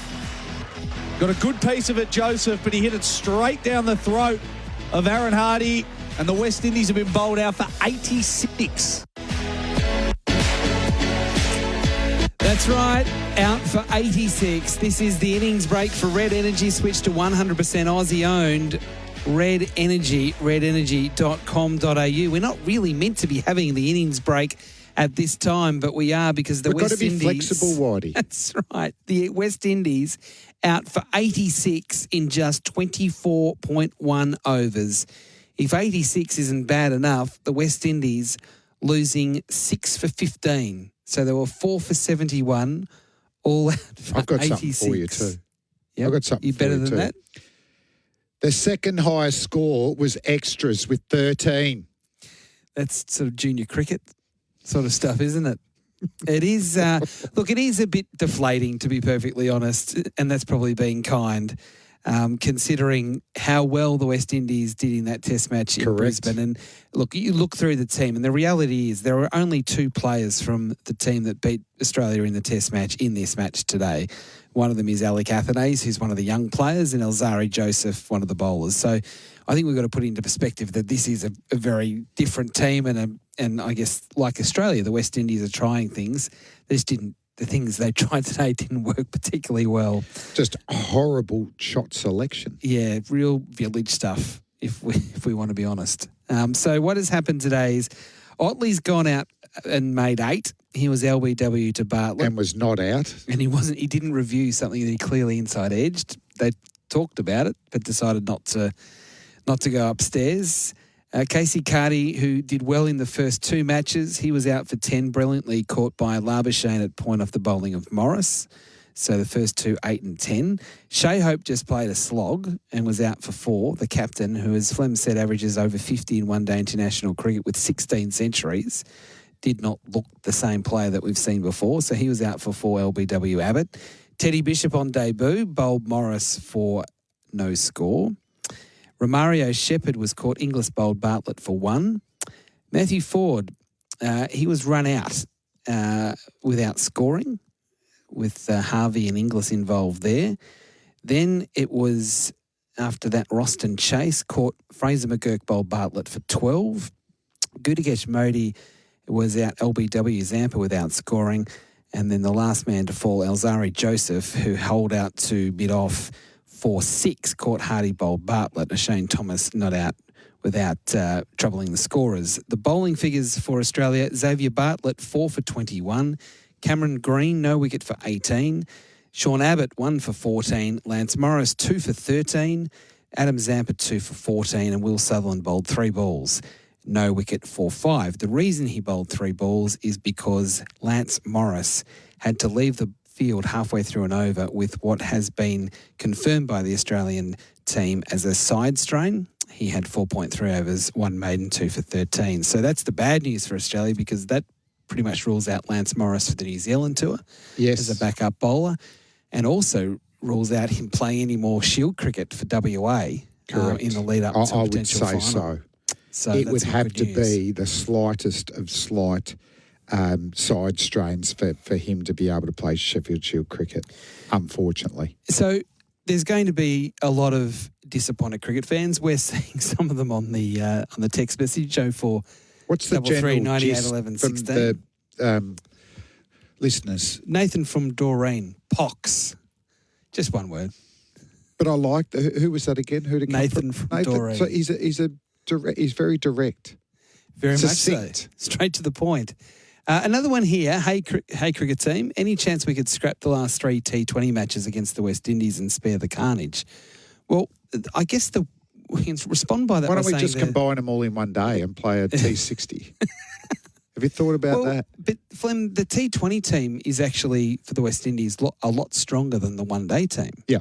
So we're seeing a lot of players that we've seen in the Big Bash, a lot of players that have played a lot of really good cricket for the West Indies. Yeah, they'd have a alternative 50-over potential team that would beat this team comfortably. Correct, and I think that's the frustration. To playing for the West Indies. Yeah, that's the frustration, and so I can understand people really upset about this. Not necessarily with the ball, but definitely with the bat. Yes, because there's no sugarcoating what we've just seen.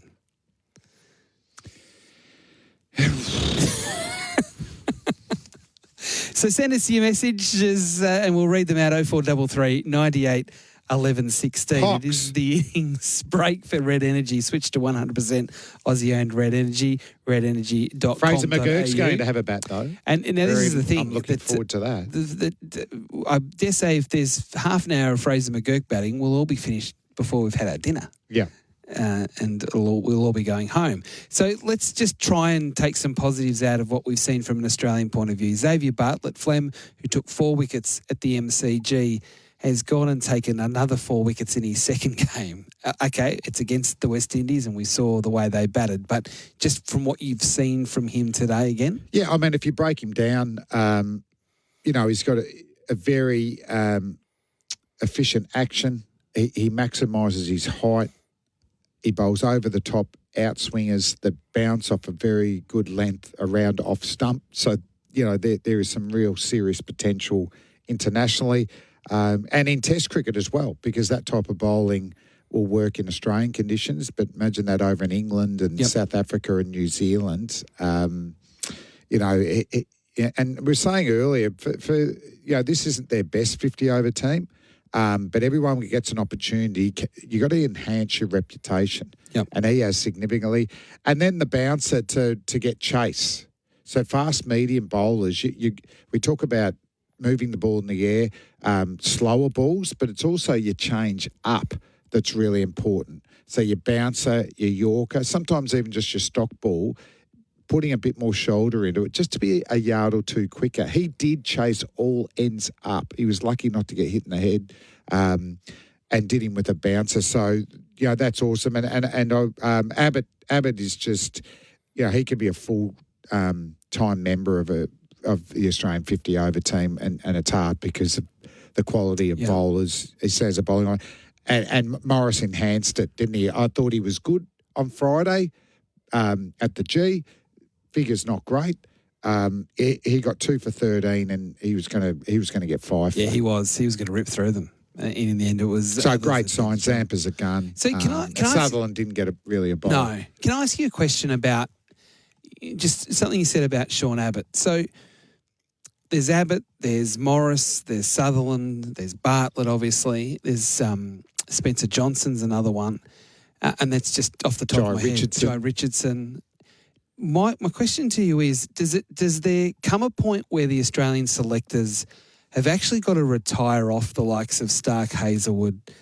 I suppose you can't retire off Cummins, but more Hazelwood and Stark from the short form cricket, so that there's not a situation that if they just keep playing all the time when they're fit across both forms, a whole generation of bowlers won't get an opportunity, so that when they do retire, the top liners, we're exposed in the bowling ranks? It's worth a chat too, because they're lucky these days. When people retire, remember years ago, it was sad, great players retiring and all that. Now you hear they've retired, but they've just retired from one form. Yes. And they're still playing. Yes. So it's not, for me, it's a Clayton's retirement. I'll wait till they're finished all up. But, for the Hazelwoods and Starks, maybe in the short term, keep playing, but they're not going to get to the next 50-over World Cup. No. And then if they retire from just say 50-over cricket and play tests and T20, that's going to free up a lot of time for them at home, maybe play some T20 comps, but it allows the Australians to play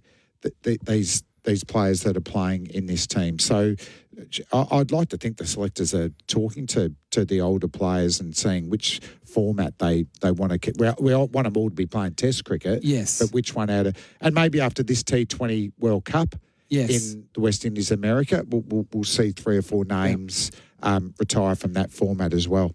Because that's not a situation of being critical of Stark or Hazelwood. It's not. Because they've just won a 50-over World Cup. But it's just a situation where you think to yourself, well, how are these guys going to get an opportunity so they're ready to play Test cricket? The only way you can do that is through 50-over cricket. I think that would be part of your role as a selector and a coaching group, definitely. All right, we'll take another break here from Manuka Oval with the news. It's pretty grim if you love your cricket, because the West Indies have been dismissed for just 86 in 24.1 overs. Alec Athanaze made 32 for the West Indies. Roston Chase made 12. Casey Carty made 10. No other player getting to double figures. As Flem said, the second highest scorer in the innings for the West Indies was extras with 13. Butler took 4 for 21. 2 each to Morris and Zampa, and a single wicket to Abbott. There was a run-out thrown in there as well. We'll take a short break here from Manuka.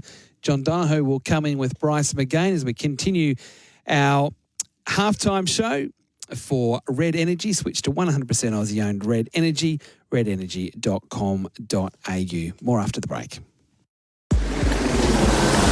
We've got a broken down truck on the Tulla Freeway this afternoon, inbound after Moreland Road with one left lane closed, and a crash on the South Gippsland Freeway, heavy both ways north of Pound Road. If you see anything on the roads, 1300 595 937. Looking for a portable building for your business or work site? McGregor Portables have all types in stock, ready to be purchased or hired. Search McGregor Portables today, and you can hear Super Bowl 58 live next Monday right here on your home of sport, SEN.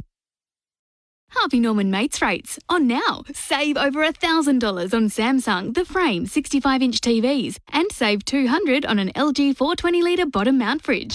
The biggest EPL games live every Saturday and Sunday night, live right here on SEN. Want to build a new home but need to move in now? Henley has fixed price completed homes and townhomes ready to buy with premium inclusions in the best locations. Get the Henley Everyday Advantage. Buy a completed home and move in now. Henley.com.au. G'day, Mark Howard from the Howie Games podcast here. I've teamed up with the legends from Coolabah Turf to promote active bodies and healthy minds by ditching screen time for green time. Less time indoors on screens and more time outside kicking a ball or reconnecting with nature in your own backyard. Call the guys at Coolabah Turf today or visit coolturf.com.au.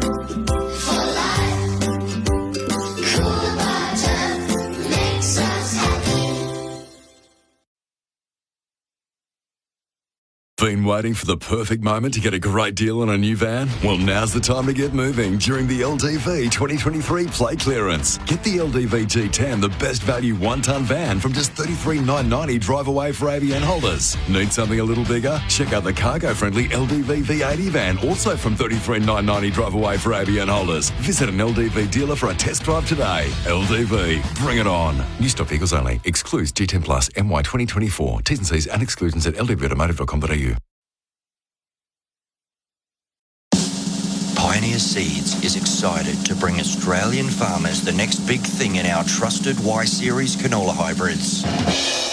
Optimum Gly is a new third-generation glyphosate tolerance canola trait technology with improved crop safety, superior weed control and greater herbicide application versatility. Contact your local Pioneer rep to choose the right Y-Series Optimum Gly hybrid canola seed for your program. Call 1-800-PIONEER.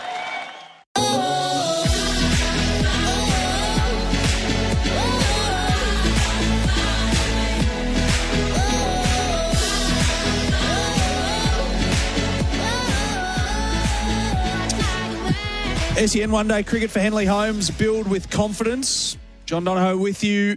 Adam White, part of the team here as well. Damien Fleming also. And I'm joined in the commentary box by our man, our expert, Bryce McGain, in-place living specialist disability accommodation designed for you.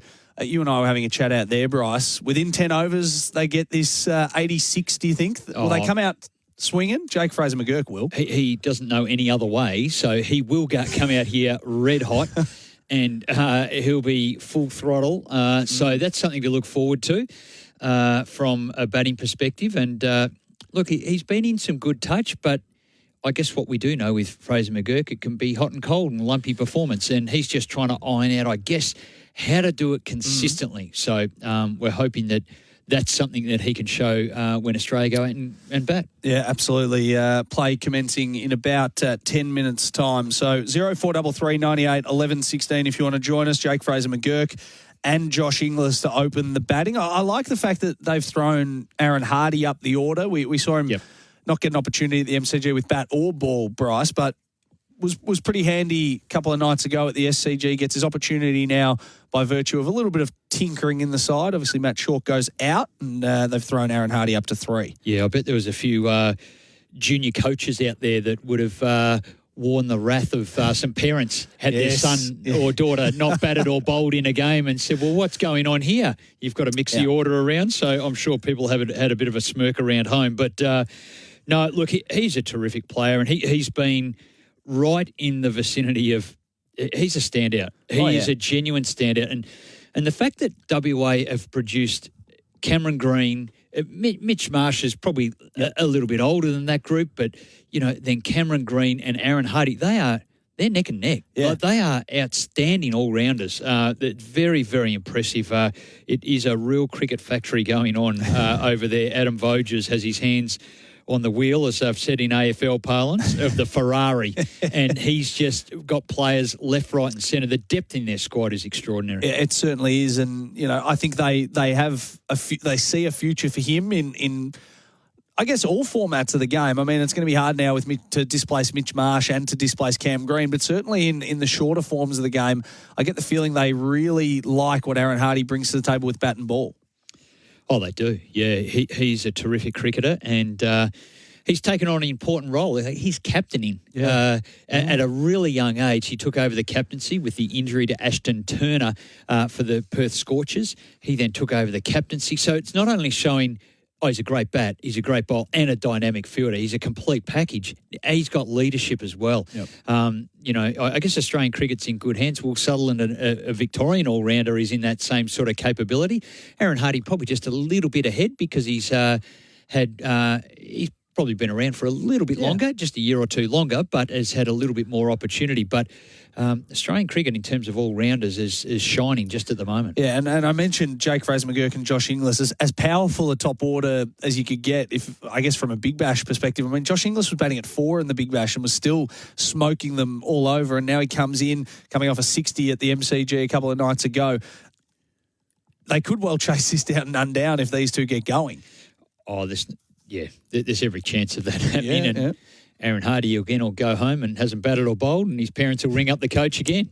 I must say, I was down at ground level at the MCG on Friday, and Aaron Hardy, I looked at Aaron Hardy, I saw them all huddled around, and I looked at him and I thought, he's got a dejected look on his face for a guy who hasn't batted, hasn't bowled, fielded a deep backward square all day, fielded a lot of balls. Fine leg to fine leg, It is a real gut punch. So whether they said, look, we'll throw him a bone, we'll give him an opportunity to bat at 3, where he's batted for the Perth Scorchers throughout the season.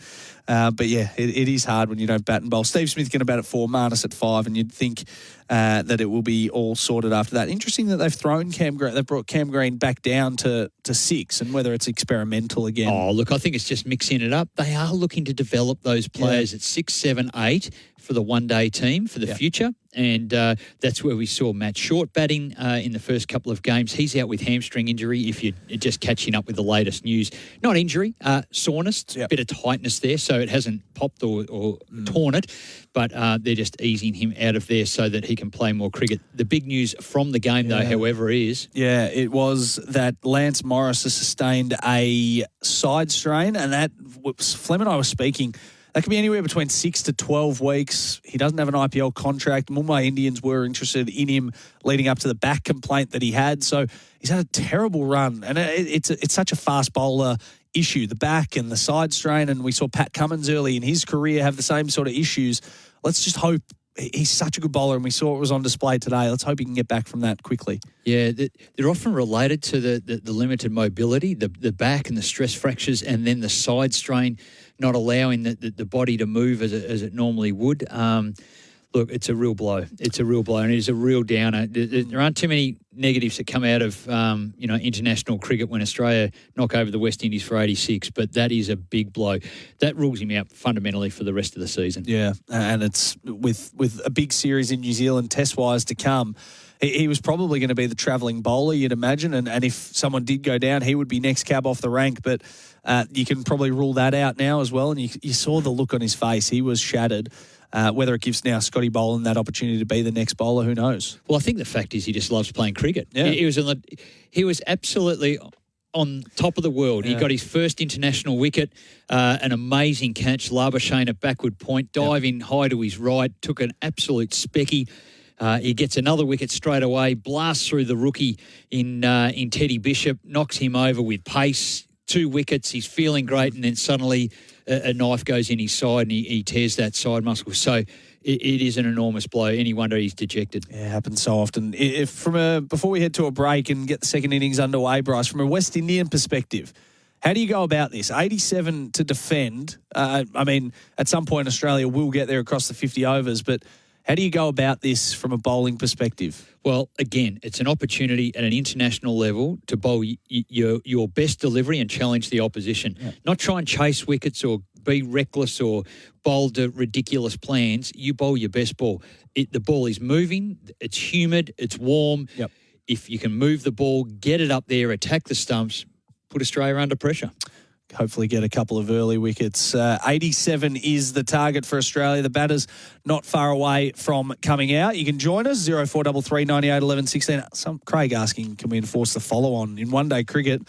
Unfortunately, you can't. No one follows on really anymore. No, and there was an interesting thing we were discussing before, just around New Zealand playing South Africa, and they could have clearly done that 300-run lead, but they didn't enforce the follow-on either. Yeah, absolutely. We might get to a very quick break. We'll get Adam White in to get you going in the second innings. Jake Fraser-McGurk and Josh Inglis not far away. 87 needed for the Australians to claim a 3-0 series lead at Manuka Oval. If work is feeling a little too familiar, it's time to think about what's next. Become a TAFE teacher at Melbourne Polytechnic and we'll pay for your teaching qualification so you can take your skills into the classroom and find a flexible role that works for you. Recruitment is now open for plumbers, engineers, electricians, carpenters and building surveyors. Make the switch and inspire the next generation by visiting melbournepolytechnic.edu.au/teachtafe. RTO 3075. 2 steps in play. Bartlett bowls it now. That's close. Is it pad first? It is pad first. Otley's out. Morris again. This one in the air. Oh, what a catch! Marnus Labuschagne like Superman. Jabbett bowls here. Oh, that's close. That's very close. It's out. LBW. The captain's on his way for 4. Bishop waits again. Morris bowls. Side bowled. Too quick. Sheer speed from Lance Morris. Zampa in on the leg stump. Slog sweep. This will be out. Down to fine leg. Gone. Bartlett back into the attack. Outside edge. Gone. Romario Shepherd not going to go anywhere near 50. A beautiful delivery. Swinging away. Still swinging the ball. Bartlett. Again, he plays a pull shot. Second ball. Oh, no. This will be out. A calamitous run out. He was sent back by Roston Chase. Ford slipped over. Oh, jeez. And the West Indies are capitulating. Bartlett in again. Short ball. High on the bat. Out to mid-wicket. Gone. Wow. A great bouncer for Xavier Bartlett. Jake Fraser-McGurk takes a nice catch. How is McKenzie not in this team? Zampa, that'll be close. He went down to sweep. Gone. Played all around it, did Modi. It was a full ball. Hit him on the toe. Here's Bartlett again, deep in his crease. Joseph down the ground. Gone. Aaron Hardy waiting for it at long off. Got a good piece of it, Joseph, but he hit it straight down the throat of Aaron Hardy, and the West Indies have been bowled out for 86. Yes, 86 all out. Australia coming out to bat, needing 87 to win.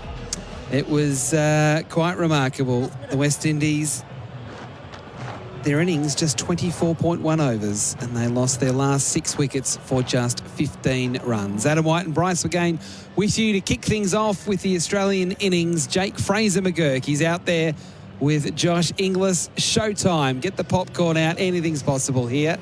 And if Jake is out there for 10 overs, it'll be all over. Yep. The rooster is about to crow, I think. Do roosters crow, do they? I thought crows crowed. Rooster crows squawk. We just need a... Graham Kennedy used to do a crow call, didn't he?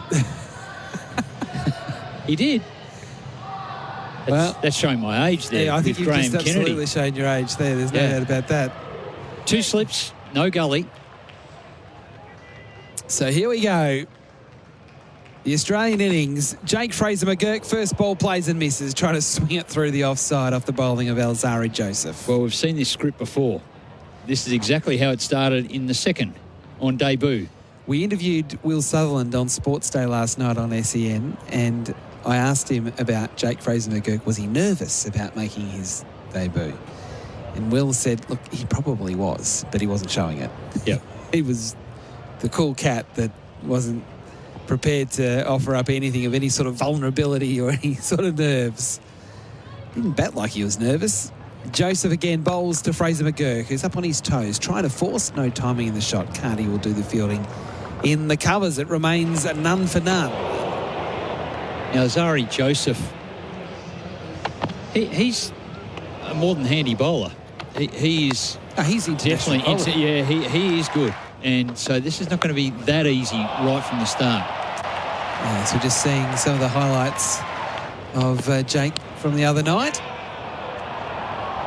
It was short, but it was interesting. It was entertaining. It's the way he plays. He's sort of got he has a license to just do what he likes.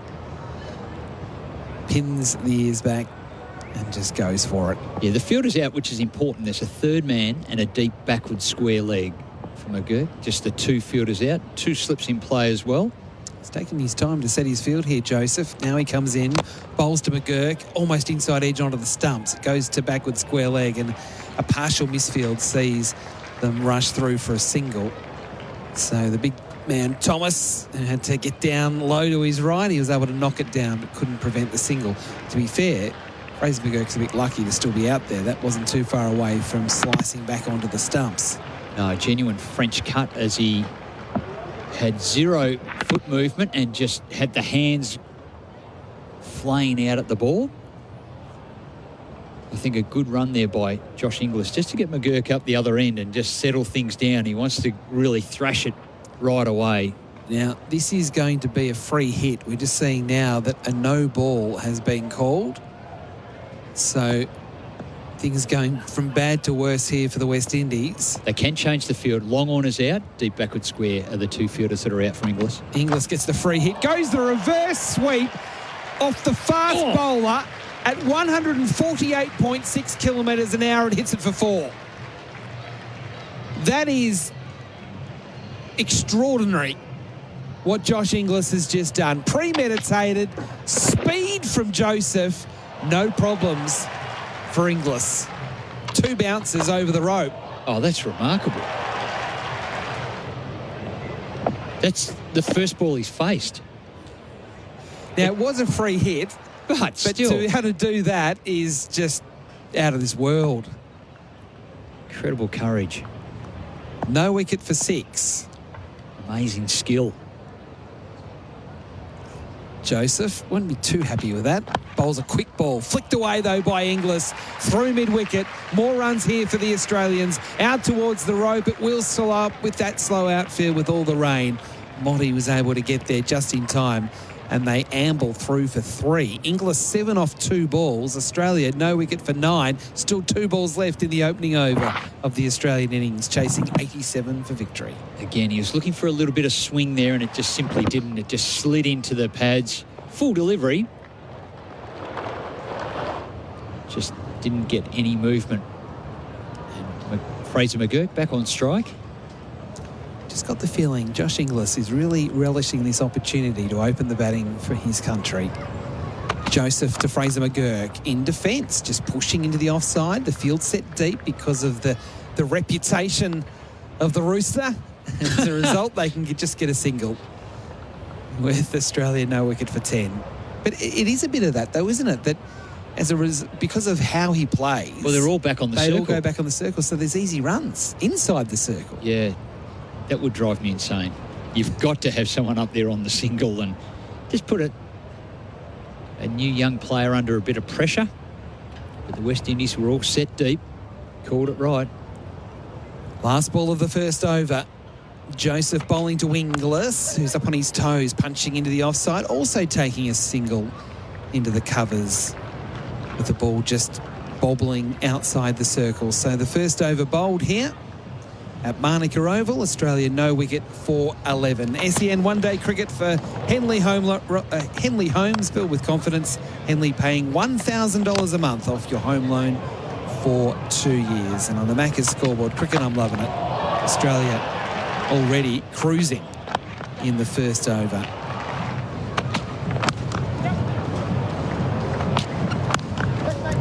No wicket for 11. Yeah, steady start.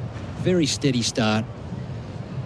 From the Australian perspective, that reverse little ramp shot, first ball that you face in a game.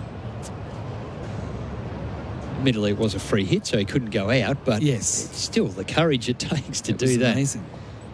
So Ford comes on now, bowling to Inglis, wide and cut away for 4. At just 125.7 kilometres an hour, you cannot bowl short and wide outside off stump to Josh Inglis. He is 12 off just 4 balls. The way the Australians are going, they'll be able to at least play 9 holes after this before it gets dark.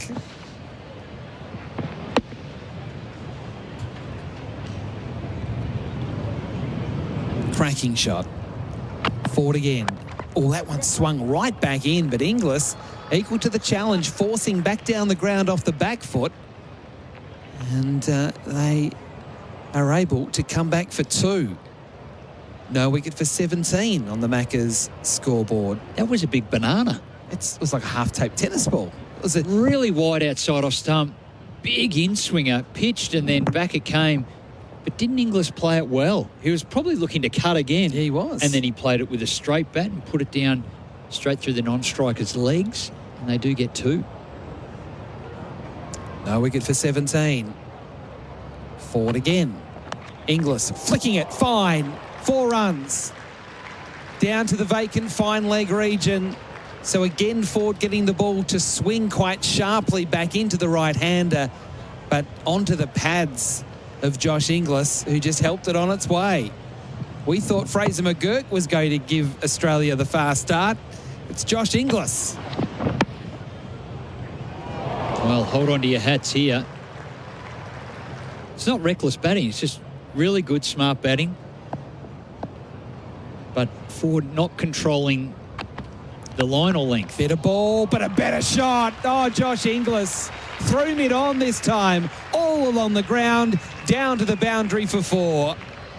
Another boundary for Azito all day, every day. Josh Inglis, 22 from just 7 balls. Australia, no wicket for 25 in the second over. And as I said, he's not there just clearing the front leg and slogging here. This is the ball swung in, so he played it with a full face. Again, straight through the non-striker. You hit it firmly through that region, you get 4 every single time. Great batting. Ford bowls wide of the off-stump, very wide. Inglis reaching for that, trying to play the cut stroke. Can't make contact. It's called a dot ball. I think the umpire's feeling sorry for Ford. Not calling that one a wide. It's going to be a real percentage booster for the West Indies, for Australia, this one. Again, seeing some highlights. Don't get too excited. Ford bowls here to Inglis. Again onto the pads, and he's flicked it away through backward square leg. Could be 2. Out towards the rope. Won't get to the boundary, but they'll come back for 2. And that is the end of the over. And after 2 overs, Australia no wicket for 27, 16 runs coming from that over from Ford, all off the bat of Josh Inglis. Well, Ford's getting some movement, big old-fashioned in-swingers, and he just hasn't been able to control it. The first ball into the wicket was cut away for 4, and then as he's tried to get the swing, it's gone down leg side, over-pitched, in line, and Inglis is in the form of his life. He has found the middle of the bat on every single ball. Yes, he has started like a shot out of a gun. So only 60 required already. We've only had 2 overs. Alzari Joseph to bowl to Jake Fraser McGurk. Short. Oh, it's hit him in the tummy as he tried to hook it away on the onside. And no run is the result as he catches his breath, does Jake. That's the replay of it, and it did. It got him flush in the stomach. He went to pull it just above the belly button, or maybe on the belly button. He'll have real FOMO at the moment, Jake, missing out on watching Inglis at the other end already at 24. Fraser McGurk only on 2. And Joseph is bowling fast here at Manuka Oval. Bowls again. And Fraser McGurk trying to lift away on the onside, gets hit on the body again. This time on the quad or the inside thigh pad as he tried to heave it away. As I said, this is an angry Alzari at the moment who's bowling very sharply. Yeah, I think there was a bit of an inside edge maybe on that delivery that went onto the inner thigh. Another bruise, mark that down. It's more bruises than shots out of the bat. For Fraser McGurk, he is looking to go hard here. He's swinging hard. Doesn't know any other way. Even you can see the way he holds the bat. It's high up on the handle to get extra leverage, Adam Gilchrist style. Field adjusting slightly. That's the pause in play. We've got a forward square leg and a third man. The 2 fielders that are out. Joseph on the approach, bowls, smashing it. Jake Fraser McGurk down the ground, over long off, 3 bounces into the fence. The first shot of intent from Jake Fraser McGurk as things go from bad to worse for the West Indies. Free-flowing strike from Fraser McGurk, lifting the ball over the top of the offside. Not easy to do. It wasn't a half volley. It was on the up. But he knows one way. He waits for Joseph again. In he comes. Joseph bowls. McGurk. Oh, that's good. That is over cover. 1 bounce into the fence this time. That was a cracking shot. And Jake Fraser McGurk knew it too. Off the bat, he loved it. He moves to 10 as the Australians march towards victory. This will be over in 20 minutes.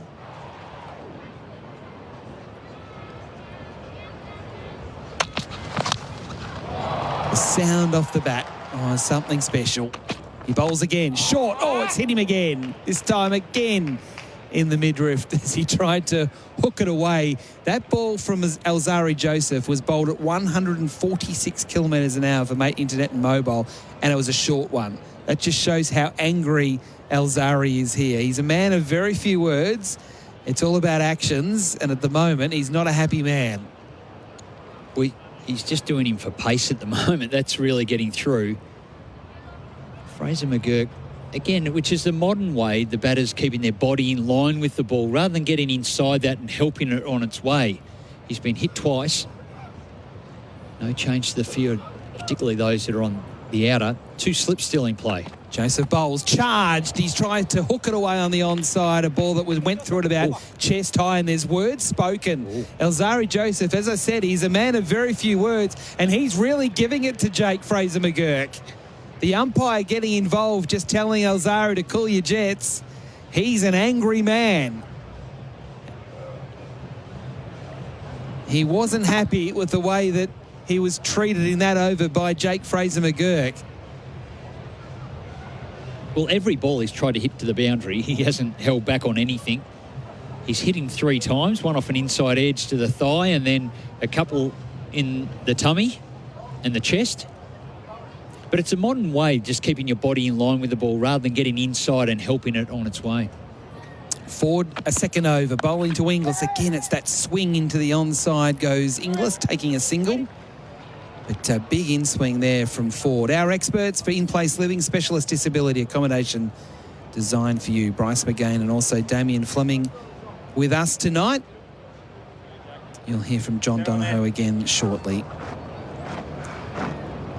And if we're not careful, we won't hear from John at all. It'll all be done in about 2 overs. With the target only 87 and the score no wicket for 36. Now, Fraser McGurk has a first look at Ford. Oh, that's massive. Straight down the ground and into the crowd. Over mid-on, Fraser McGurk charged Ford and smashed it. He's up to 16, no wicket for 42. Well, he found the length he wanted, predicted that he would be looking to get the ball up and bowl his in-duckers. Well, he's absolutely launched that, picked it up down the ground. And it's a long boundary at Monica, 76 metres straight. He's enjoying himself here. He's flicked this one fine. 4 more. Past Thomas, who's sitting inside the circle at 45 at square leg, and went past him and down to the rope for 4. Poor old Ford's having an absolute shocker here. He's up to no wicket for 27 from 1.3 balls. We feared this might happen, but I've got to say, as devastating as it is for the West Indies, it's pretty exciting watching the batting. It's entertaining stuff. You'd expect this to be the T20. None for 46 off 3.3 overs. Fraser McGurk on strike again. Ford bowls. Oh, that's gone. Out of here. And it has gone for 6 as well. It was a swipe over mid-wicket. And he is treating this West Indies bowling with disdain, Jake Fraser McGurk. He's up to 26 from 13 balls. That brings up the 50 for Australia, and we're into the 4th over. And that one has gone 15 rows back onto the concrete concourse, and it kept going. Oh, he's just bowling into his arc now. He's got his eye in, and he's hard to stop. Ford bowls again. Fraser McGurk goes again. This one's even bigger. Massive strike. Up into the grandstand over mid-wicket again. Fraser McGurk has just gone 6-4-6-6. And he's up to 32 from just 14 balls. Oh, this is extraordinary hitting. But Ford is just bowling hit-me stuff. There's been no change. There's been nothing. Just, I'll keep putting the ball in that slot. He bowls again. It's a slow ball bouncer, and Fraser McGurk chops it down up to long on, and he has a single to keep the strike. Inglis 25 off 10. Fraser McGurk 33 off 15. Australia no wicket for 59 on the Macca's scoreboard. Good afternoon. Just got a crash in Endeavour Hills on Heatherton Road at Power Road, and a crash in Epping this afternoon on High Street at McDonald's Road. Lots of traffic there. If you see anything on the roads, 1300 595 937. Deakin University is the #1 university in Victoria for graduate employment, course satisfaction and teaching quality. Why settle for less? Search Deakin University today, and you can hear Super Bowl 58 live next Monday right here on your home of sport, SEN. Almost like a boundary of ball at the moment for Azito all day, every day, as the Australians are charging towards victory, courtesy of Jake Fraser McGurk and Josh Inglis. Damien Fleming is back for In-Place Living's specialist disability accommodation designed for you. Enjoying yourself? Bryce. Yep, loading up. Joseph bowls to Fraser McGurk on one knee, flicks it behind square leg for 4. Taking it from the stumps, getting across outside the line of the stumps to the offside, and helping it on its way. Fraser McGurk to 37. And Joseph, I don't think he can get more angry than how he feels at the moment. Well, he's just been swept for 4. He's been hit everywhere else. Jake Fraser McGurk might bring up his 50 in the 5th over. This is unbelievable. And Inglis not too bad at the other end either, Bryce. 37 off 16. No wicket for 63. Joseph in again. Bowls, full ball, jammed down. Oh, Fraser McGurk, thick inside edge. It's going to go down to the fence for 4 again. He'll say he meant that. So that was a good Yorker, wasn't it? And it's cost him 4 runs. 41 off 17. What are the quick 50s? I was just about to say, I don't think it will the be, record books out. I'm sure Maxwell figures somewhere along the way. Well, it's G Maxwell Mark II, isn't it? That just with his ability to, it's genuine power, isn't it? That's the most exciting thing. Brash, he's got a lot of scoring zones, and you can see forward the previous over, he just didn't know where to bowl. No. Joseph, in he comes again. It's short. It's muscled down the ground. It's been caught. Fraser McGurk is out. Caught it mid-on. Alzari Joseph takes the first wicket. And the 18-ball stay from Jake Fraser McGurk was pretty exciting, it's fair to say. He's out for 41. Australia 1 for 67 in the 5th over. I'm just waiting for a no-ball, retrospective no-ball. I thought they were going upstairs to check the catch. I wanted to see Alzari Joseph's reaction if this had somehow hit the turf. He would have walked off the field. So the catch. It's been well caught. Oh, yeah. Yeah. Now that's exhilarating, isn't it, from Jake Fraser McGurk. 21 years of age, strike rate of 227. You talk about enhancing your reputation. Bartlett's done it, Morris has done it, and Fraser McGurk's now done it for Australia at the bat. Moddy with the catch, Joseph with the wicket, and Steve Smith stood and applauded as Jake Fraser McGurk walked off. It was so close to a no ball. In fact, I believe it was. I actually believe that was a no ball. I'm very surprised that hasn't been called a no ball. That is so close to a no ball. Yeah. I only just saw a little replay. It wasn't slow-mo enough. When he released the ball, his foot was over the line. It's just that first contact. Yeah. Well, beat that, Aaron Hardy. Yeah, that's right. Your turn. Hardy on strike. Joseph bowls. It's a wide down leg side. So it was quite remarkable, Bryce. Again, we were watching the first few overs where Josh Inglis got going, 25 off 10, and was saying, I made the comment that it's almost a bit of FOMO for Jake Fraser McGurk at the other end, and then he's just gone, I need to get involved in this.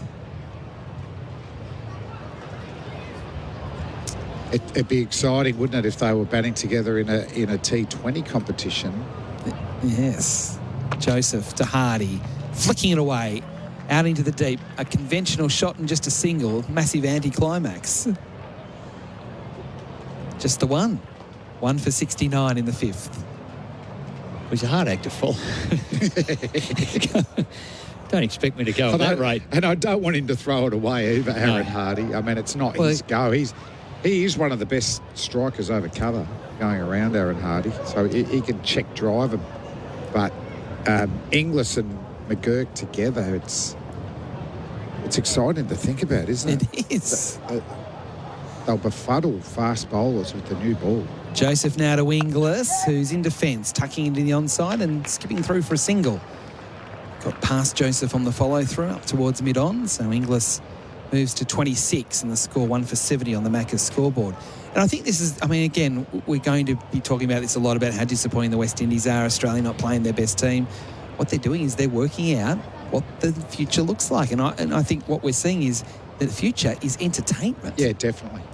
I mean, how much of the winning 50-over World Cup team's going to get to the next one? Well, that's right. Not many. This is Generation Next. for Australia. Joseph here bowling to Hardy. It's a bouncer. He ducks underneath it, and it is called a dot ball, so it is the end of the over. So Australia, after 5 overs, 1 for 70, Hardy on 1, Inglis on 26. After the break, you will hear from John Donovan.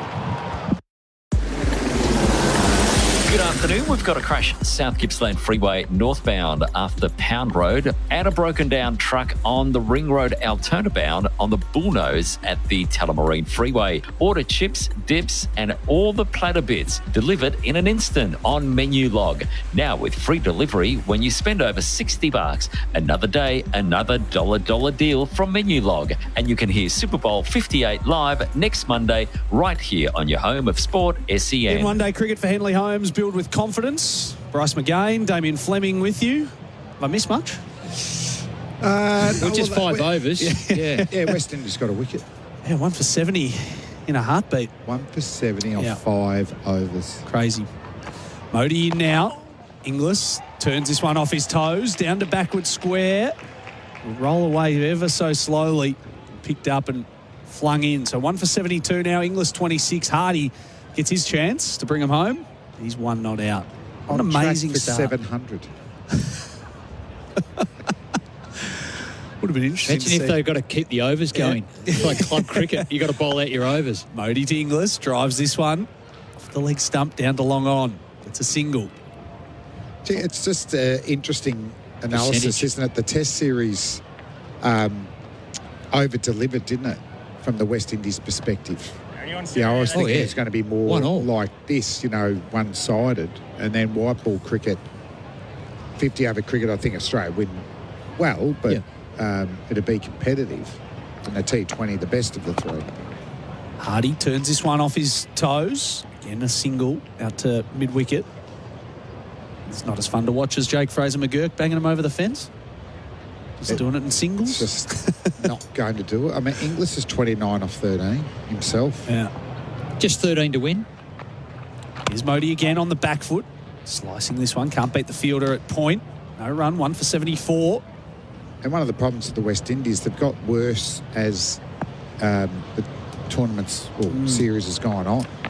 2 balls to come. Short. Whipped leg side. 6 more. Josh Inglis getting in on the act. A beautiful strike. And now the Aussies only need 7 to win. Bit of a drag down. Not much on the ball. And Inglis, the footwork to put the weight back deep, get under it. It had 6 written all over it straight away. Last ball of the over. Inglis on strike. Turns this one to mid-on. No run as Cardi stopped it there. So Australia needs 7 to win. 6 overs have been bowled, and Australia, remarkably, are 1 for 80. It's never been more important to buy Australian than right now.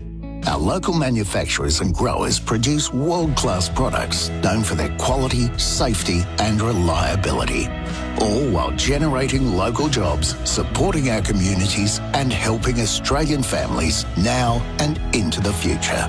So look for the trusted green and gold kangaroo logo. Buy Australian now. Visit australianmade.com.au. SEN one-day cricket for Henley Holmes, build with confidence. Interested to get both of your 3-2-1 for the game today. Just been asked by some higher-ups. Have you got a I think you'd have to votes? give us a little bit of time for that. Yeah, I will, absolutely. One off the cuff. Shane Thomas into the attack, and an inside edge nearly squirts on to the leg stump. No run. Xavier Bartlett will be right up there. Well, I think he might get Flames votes. The question off the I can't text see message. a West Indian getting a vote. There you go. Controversial. Hey, Flem, do you think Bartlett is a better swing bowler than you, or just as good from Bob? He's averaging 4 wickets per one-day game. I believe I was probably 1.5. I think he's got me covered. We've only seen him twice. You've got longevity. 4 wickets a game. Yeah, but what about your underarm? Thomas in again over the wicket, beats him on the outside edge. Bit of shape. He's happy with his own work there. I Shane just thought Thomas. that was out. No, he's walking off Hardy. There you go. Okay, he's given him. Wow. Aaron Hardy has walked There was no edge The in lack our of stump, appeal Mike, yeah. from Thomas he just felt like it was obvious, but it does still show you've got to give a big appeal, isn't it? Even Shai Hopes, the keeper, it was still almost like well bowled. Yeah, I didn't hear without anything, a big celebration. Yeah. Oh, well. So that is always going to happen, isn't it? There's been chaos and fireworks from the Australians. Hardy out for 2 off 5. Yeah. 2 off 5, and the Australians lose their second wicket. 2 for 80 on the scoreboard for Macca's. Cricket, I'm loving it. It was so nonchalant. I didn't hear it, certainly in my ears. You know what gave it away for me? How quickly Hardy looked behind. You watch how quickly it's true. Looks back. So now Steve Smith, you'd imagine, comes in. The umpire didn't want to give it out straight away. Steve Smith, the captain, can guide them to victory. Yeah, they need a captain's knock here, Australia. Josh Inglis is 35 off 16. Get a single. Let Josh finish it. Big 6 or something. Jake Fraser-McGurk, 41 off 18 earlier. Amazing stuff. So O'Shane Thomas with 1 for none off his 2 balls. Smith on strike now, over the wicket. Gets inside the line of this, couldn't get bat on ball. It'll be a wide. 2 for 81 now, 6 to win. 0433 98 11 16. Stick with us. Certainly I'll be here right through until 10 o'clock, but we might let you guys duck off. You've had a big summer, Flem. Big summer, enjoyable really, but this would just about be the low light. Yeah. You know, I enjoyed Pakistan were very good. If they had a good first slip, it would have made it interesting. West Indies drawing the Test series. The Big Bash was fantastic. Thomas over the wicket again, walking at him, slapped him through the covers. What a cricket shot that was from Steve Smith. He's getting inventive now. Walked at him, got big, and like a baseballer just punched it through the outfield.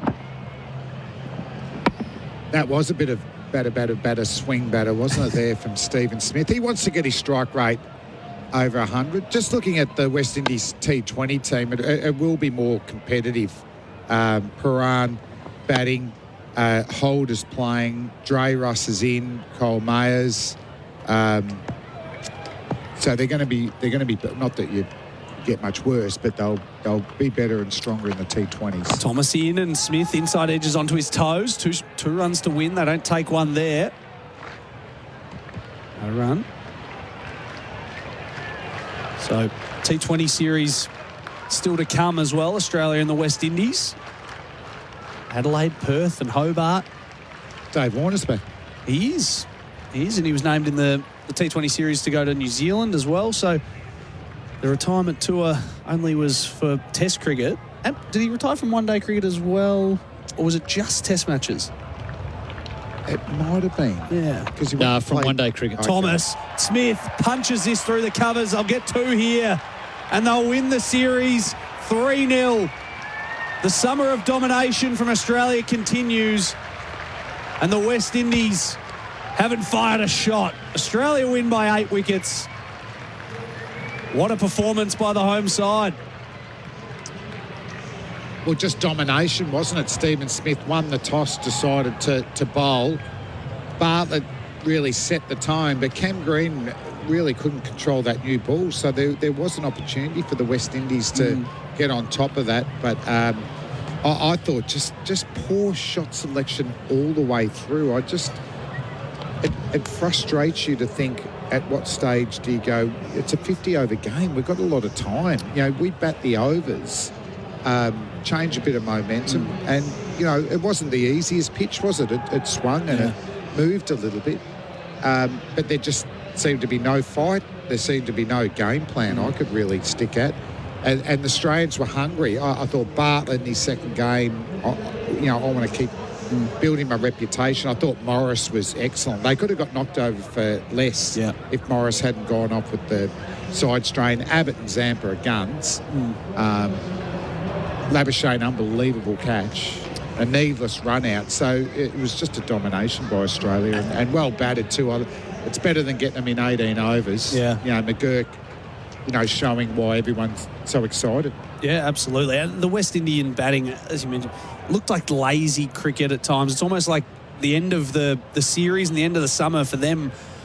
But they're tired. But it shouldn't be either, because I thought in the Test series there was real pride. Brathwaite's, I think, quite a good captain.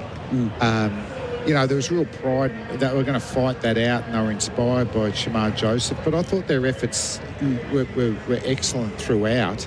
I didn't see as much in this one-day series. The effort seemed to go down and down each game. Yeah. The MCG wasn't a disaster, but then the games after that were finishing with this one was a horrible game. Not a great deal of resilience at all from the West Indies in this game. Bowled out for 86, and it was a lot of it was just reckless. Not trying to build a partnership. It was really, really disappointing. We did get a question off the text machine. What's Fraser McGurk's boundary percentage at international cricket? I've done the calculation. That's Tim while driving in Norway. It's negative 16 in Norway at the moment. So g'day, Tim. Hopefully the Northern Lights are something nice to look at each evening for you. But his boundary percentage in two international ODIs, 47%. So he's faced 21 balls. The man of the moment, actually. Faced 21 balls and congratulations, 41 off 18. Boundaries. So he's absolutely outstanding. So we just got a bit of a cross line there with the host broadcaster, but pretty amazing. Yeah. 10 boundaries off 21 balls. I hope we see a lot more of him. I really do. T20, it's funny, just looking at that T20 team, and I'm a little bit disappointed he's not. The big boys are back in. They've got a T20 World Cup to win.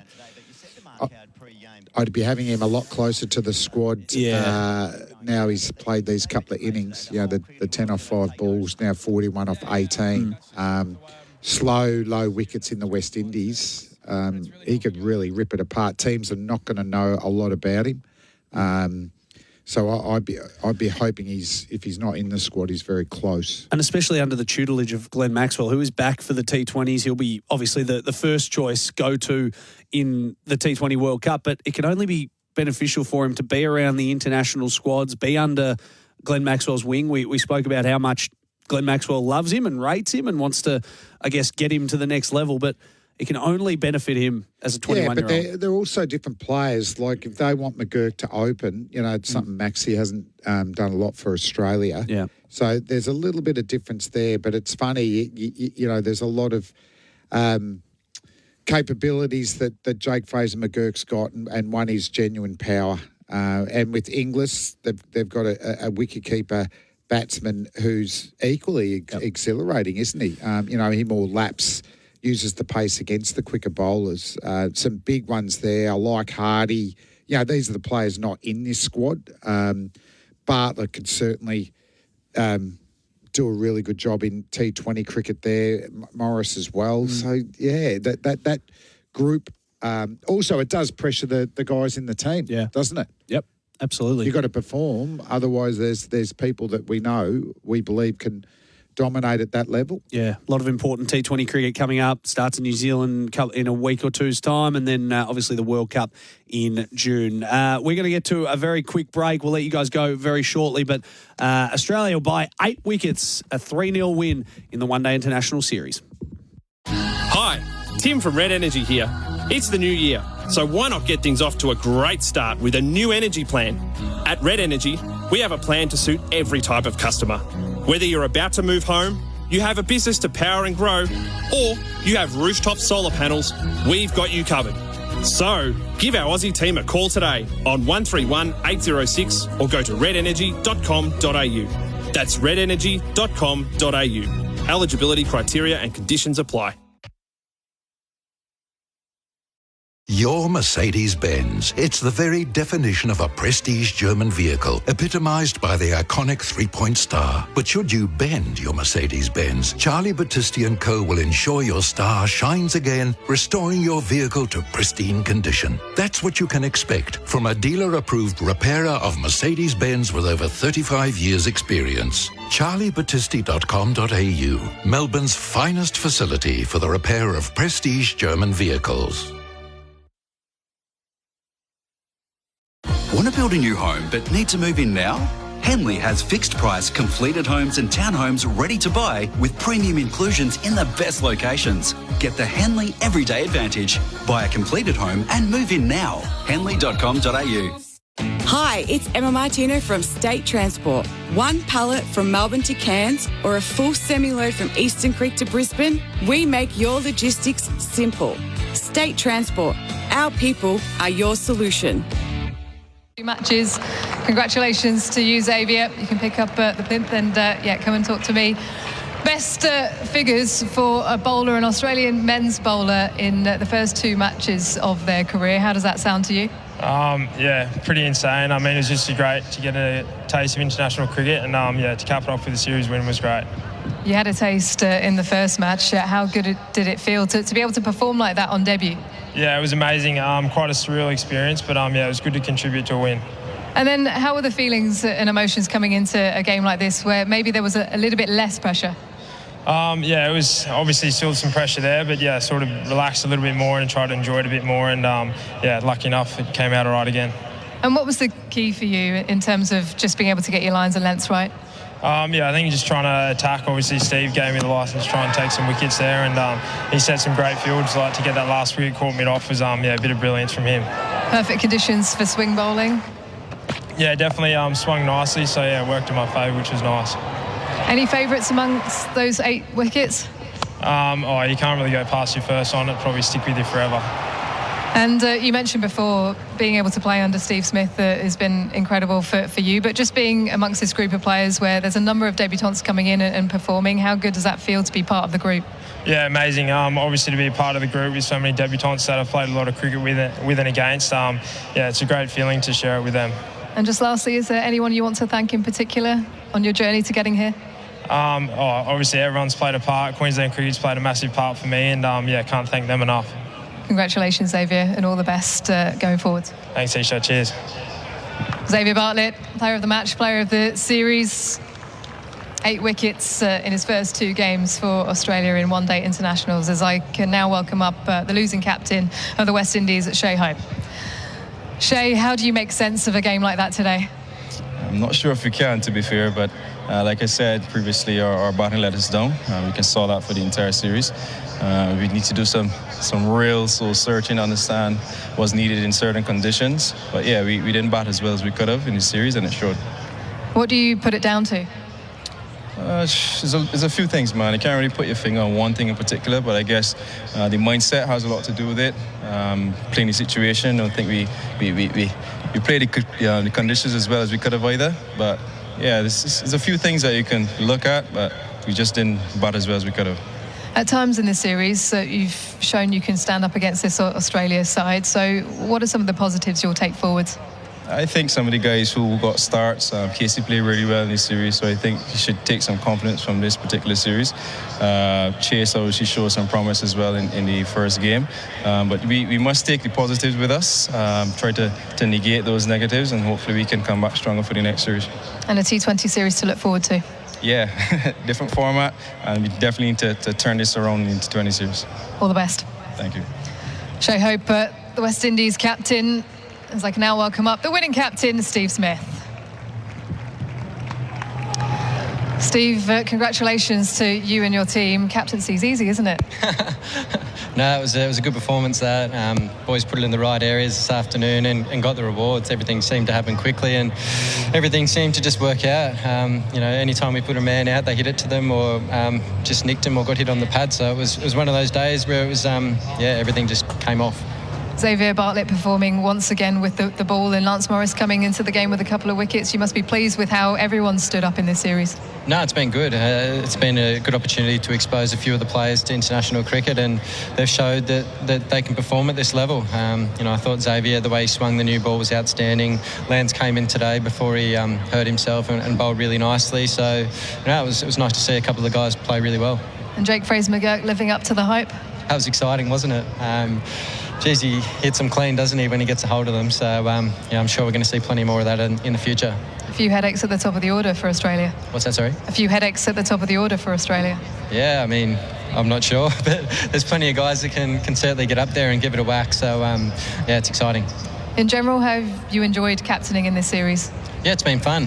Guys have made it pretty easy. They put the ball in the right areas and been great up top and taken wickets. So, it's been very enjoyable. Well, congratulations once again, Steve. You can welcome up your team to take and lift the trophy. A 3-0 clean sweep. Congratulations to your men. Thank you. We can welcome up the Australia team. A comprehensive victory here today in Canberra. Was a comprehensive victory, a 3-0 series victory, and Xavier Bartlett. How easy is cricket? Player of the series, player of the match twice. Pretty easy. Let's hope it's not the highlight of his international career. But you can only do what the opposition's offering up. And of all the type of deliveries they were susceptible to, it was fast outswingers. And he delivered them so well. He just looked unflustered. Fine performance. Certainly did. 8 wickets. So well done. Yeah. 8 wickets across the 2 games, 4 for 17 and 4 for 20 here today. So the Aussies have thoroughly dominated the series. I wanted to ask you both before we let you go. You know, we've seen a pretty dull 3-match series. A lot of people saying ODI cricket dying off. I loved when I was growing up the VB try series. You know, you had Sri Lanka and India in town and they'd play Australia, and then the neutral game was always quite interesting as well and always got good crowds.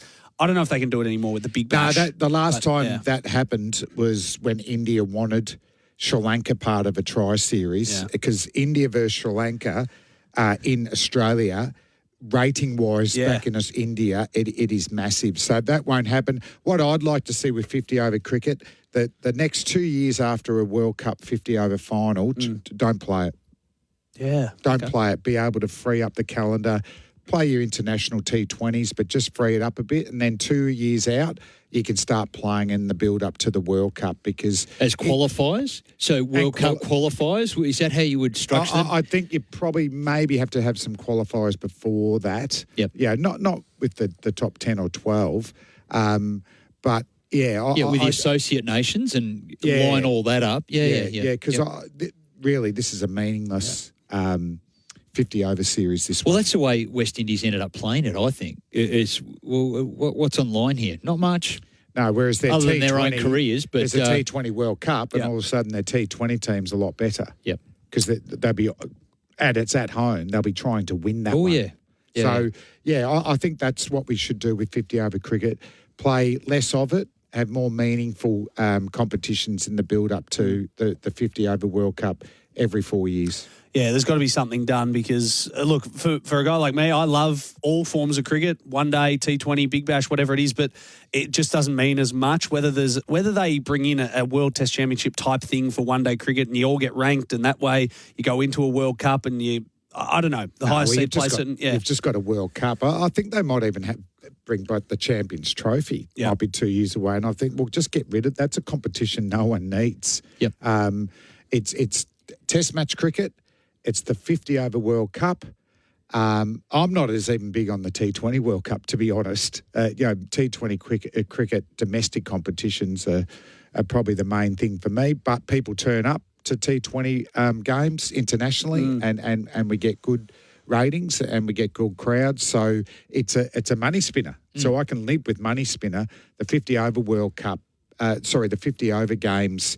4 years out from the next World Cup, they're not. People aren't turning up to them. I'd say they'd be watching to a degree, but nowhere near the heyday of 20 years ago. Yeah, it's remarkable. But anyway, Australia 3-0 series of victors. The T20 series kicks off on Friday in Hobart, first of 3, and we head to Adelaide and to Perth as well. We're going to say goodbye to you guys. Thank you for all your work. Well done on debut international series. He's been magnificent. Not quite Bartlett level, no, but sort of Fraser McGurk-like impact. Yes, indeed. Oh, well, you caught all those wickets. Bang, bang, bang. I appreciate that, guys. Thank you for making it nice and easy. Damien Fleming, Bryce McGain, and big thanks to Adam White as well. We're going to take you off to Sports Day right around the country, and I'll be back from 8 o'clock to give you the rest.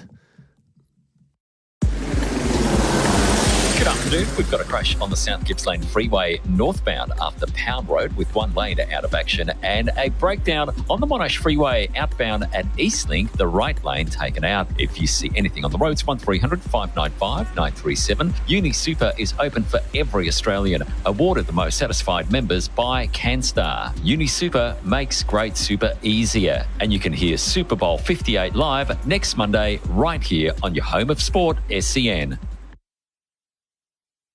Welcome to Officer Fields, your new home in Melbourne's southeast. Land now selling from $467,000. Officer Fields, life as it should be. Register your interest now at officerfields.com.au. Yes, see that? Oh, sorry. I was just checking out Roofing and Sheet Metal Centre's new online store. They've got everything for your roof. Gutters, downpipes, roof sheets, even flashing. Visit rscentre.com.au. Everything sheet metal from the roof down. Imagine if you could transport yourself from your car to this one. Discover the Hyundai Santa Fe. Serenity in the front, harmony in the back. With Lane Keep Assist, avoid the horns and the headaches. Not to mention the choice of 6 or 7 seats to suit all your family's needs. Enjoy a $2,000 factory bonus for a limited time only at your local dealership today. Imagine that. Hyundai. Want to build a new home but need to move in now? Henley has fixed price completed homes and townhomes ready to buy with premium inclusions in the best locations. Get the Henley Everyday Advantage. Buy a completed home and move in now. Henley.com.au. 100% Aussie Angus beef, melty cheese, chunky tomato relish and U-Butte beetroot. The Aussie Angus Deluxe is back at Macca's. Aussie, Aussie, Aussie. Yum, yum, yum. Available after 10:30 a.m. for a limited time. Legendary Toro Performance is now battery-powered. Introducing the 60-volt max lithium-ion flex-force power system. The Toro cordless platform consists of a leaf blower, string trimmer, chainsaw, hedge trimmer and pole saw. All powered by interchangeable lithium-ion batteries. Enjoy the ease of battery power without sacrificing performance with the range of handheld garden tools that are easy to use, easy to start and provide clean, quiet power. Available at your Nutrien Water store or visit nutrienwaterstore.com.au. SEN One Day Cricket live around the country. John Donohoe and Bryce McGain stuck around here. We're just waiting to see what the plan of attack is. We may, Bryce, have a chat to Josh Inglis. If not, you'll hear him on Sports Day in a couple of minutes' time. 0433 98 11 16. We'll quickly whip around the grounds, Bryce. Victoria today had a nice win in the Sheffield Shield, and their finals hopes stay well and truly alive. Absolutely. Oh.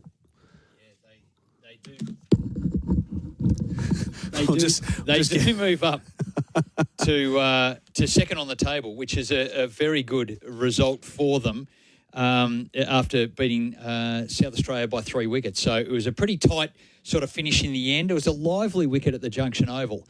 But it was a well-fought-out game. Low scoring. Often the Junction Oval is just a run feast, but not in this occasion. Victoria getting through, getting maximum points for their result against South Australia.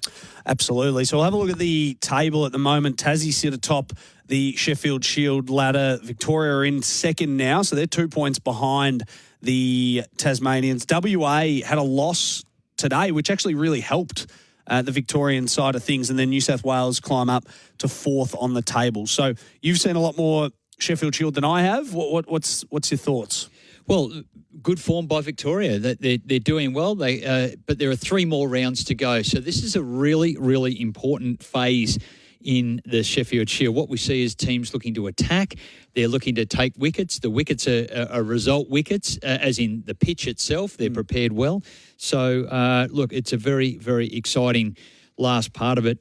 Tasmania, probably the surprise packet, see themselves pretty clear out on top. Victoria are chasing right behind them, and the rest are not too far away. Everyone's in with a swinging chance, although South Australia in 5th and Queensland who find themselves in 6th. They're probably not able to stretch to get there. That's Queensland. South Australia may be an outside chance if they can win their last 3. Yeah, and Tassie, what a remarkable season they've had. Obviously, we've had the halt in the season due to the Big Bash, and now everyone's back to Shield and Marsh Cup levels. But Tasmania look to be one of the really top-tier teams in it this year. They are, and it's a couple of unheralded players that are really doing it for them. Bo Webster with the bat, scored over 500 runs, and Charlie Wakeham, another 500-run season from him. And he's gone out there with his whole aggressive intent. I think when he made the move from New South Wales down to Tasmania, he was so... he wanted to make it work so much that he was so tied up with how he played. He was a bit stodgy at times. Now he's playing with complete freedom. He's a dynamic top-order player, and that's a big reason why they're doing well, and they're bowling. Billy Stanlake is back bowling for them as well. Now that's a real surprise, but the big guy is it's great to see him back playing cricket. Gabe Bell's taking wickets. They're just finding a way to get the job done. I saw Billy Stanlake and some of the stuff that he did on some highlights over the last couple of days, and gee whiz, he is bowling with serious heat. He looks like he's got everything back working. I think it was a tough time for him over some Big Bash seasons, through some other Shield seasons as well, but everything is working, and he seems to be bowling quicker than I've ever seen. Yeah, he's had a lot of injuries along the way, and now it's great to see him playing the long form of the game. He was spasmodically through the Big Bash and into one-day cricket, but the move to Tassie's freshened him up. Maybe it's a bit of a dip in the Derwent every morning or something like that, but he's back together and bowling well. That's great for Australian cricket. Certainly is. Did you expect this from Victoria to be so far up the ladder? I know they had a lot of change at the start of the year. We know the whole Jake Fraser-McGurk situation as well, but I must say I probably didn't expect them to be this high on the ladder, and I'm pleasantly surprised. No, and they're doing it with fresh faces and young guys. Yeah, they've got Marcus Harris in there and Peter Hanscom, but other than that, they're all young players. Todd Murphy, a young spinner. Yes, he's played a few test matches. He's doing well. He's made some handy runs in this game. But the standout player that I want to mention to you is Fergus O'Neill. Now, he's a Bradman young player of the year, the past 12 months. He's taken wickets for fun. Now, he's a bit different to all the other bowlers who try and bowl at 140 and take it through big, tall fellas. He's probably just a smidgen on 6 foot, maybe a Collingwood 6-footer, but he moves the ball stump to stump. He sort of kisses it off the wicket, and he's just so different. He consistently takes wickets. He took a really important bag in the second innings of 5 wickets in this Shield game just gone, but he's also scoring handy lower order runs. So they've got this middle order, which is normally with Will Sutherland, Mitch Perry, and then they've got Fergus O'Neill, and they're all scoring runs. It's really impressive from a Victorian perspective. Absolutely. We'll run through more of that a little bit later on. Big thanks to you, Bryce. Well done, and we'll talk to you again very soon. Yeah, short and sweet. It was a very fast game. It certainly was. Bryce McGain with me, John Donohoe. We're going to head to Sports Day. I'll be back to take your calls from 8 o'clock, 1300 736 736. You can text us on 0433 98 11 16.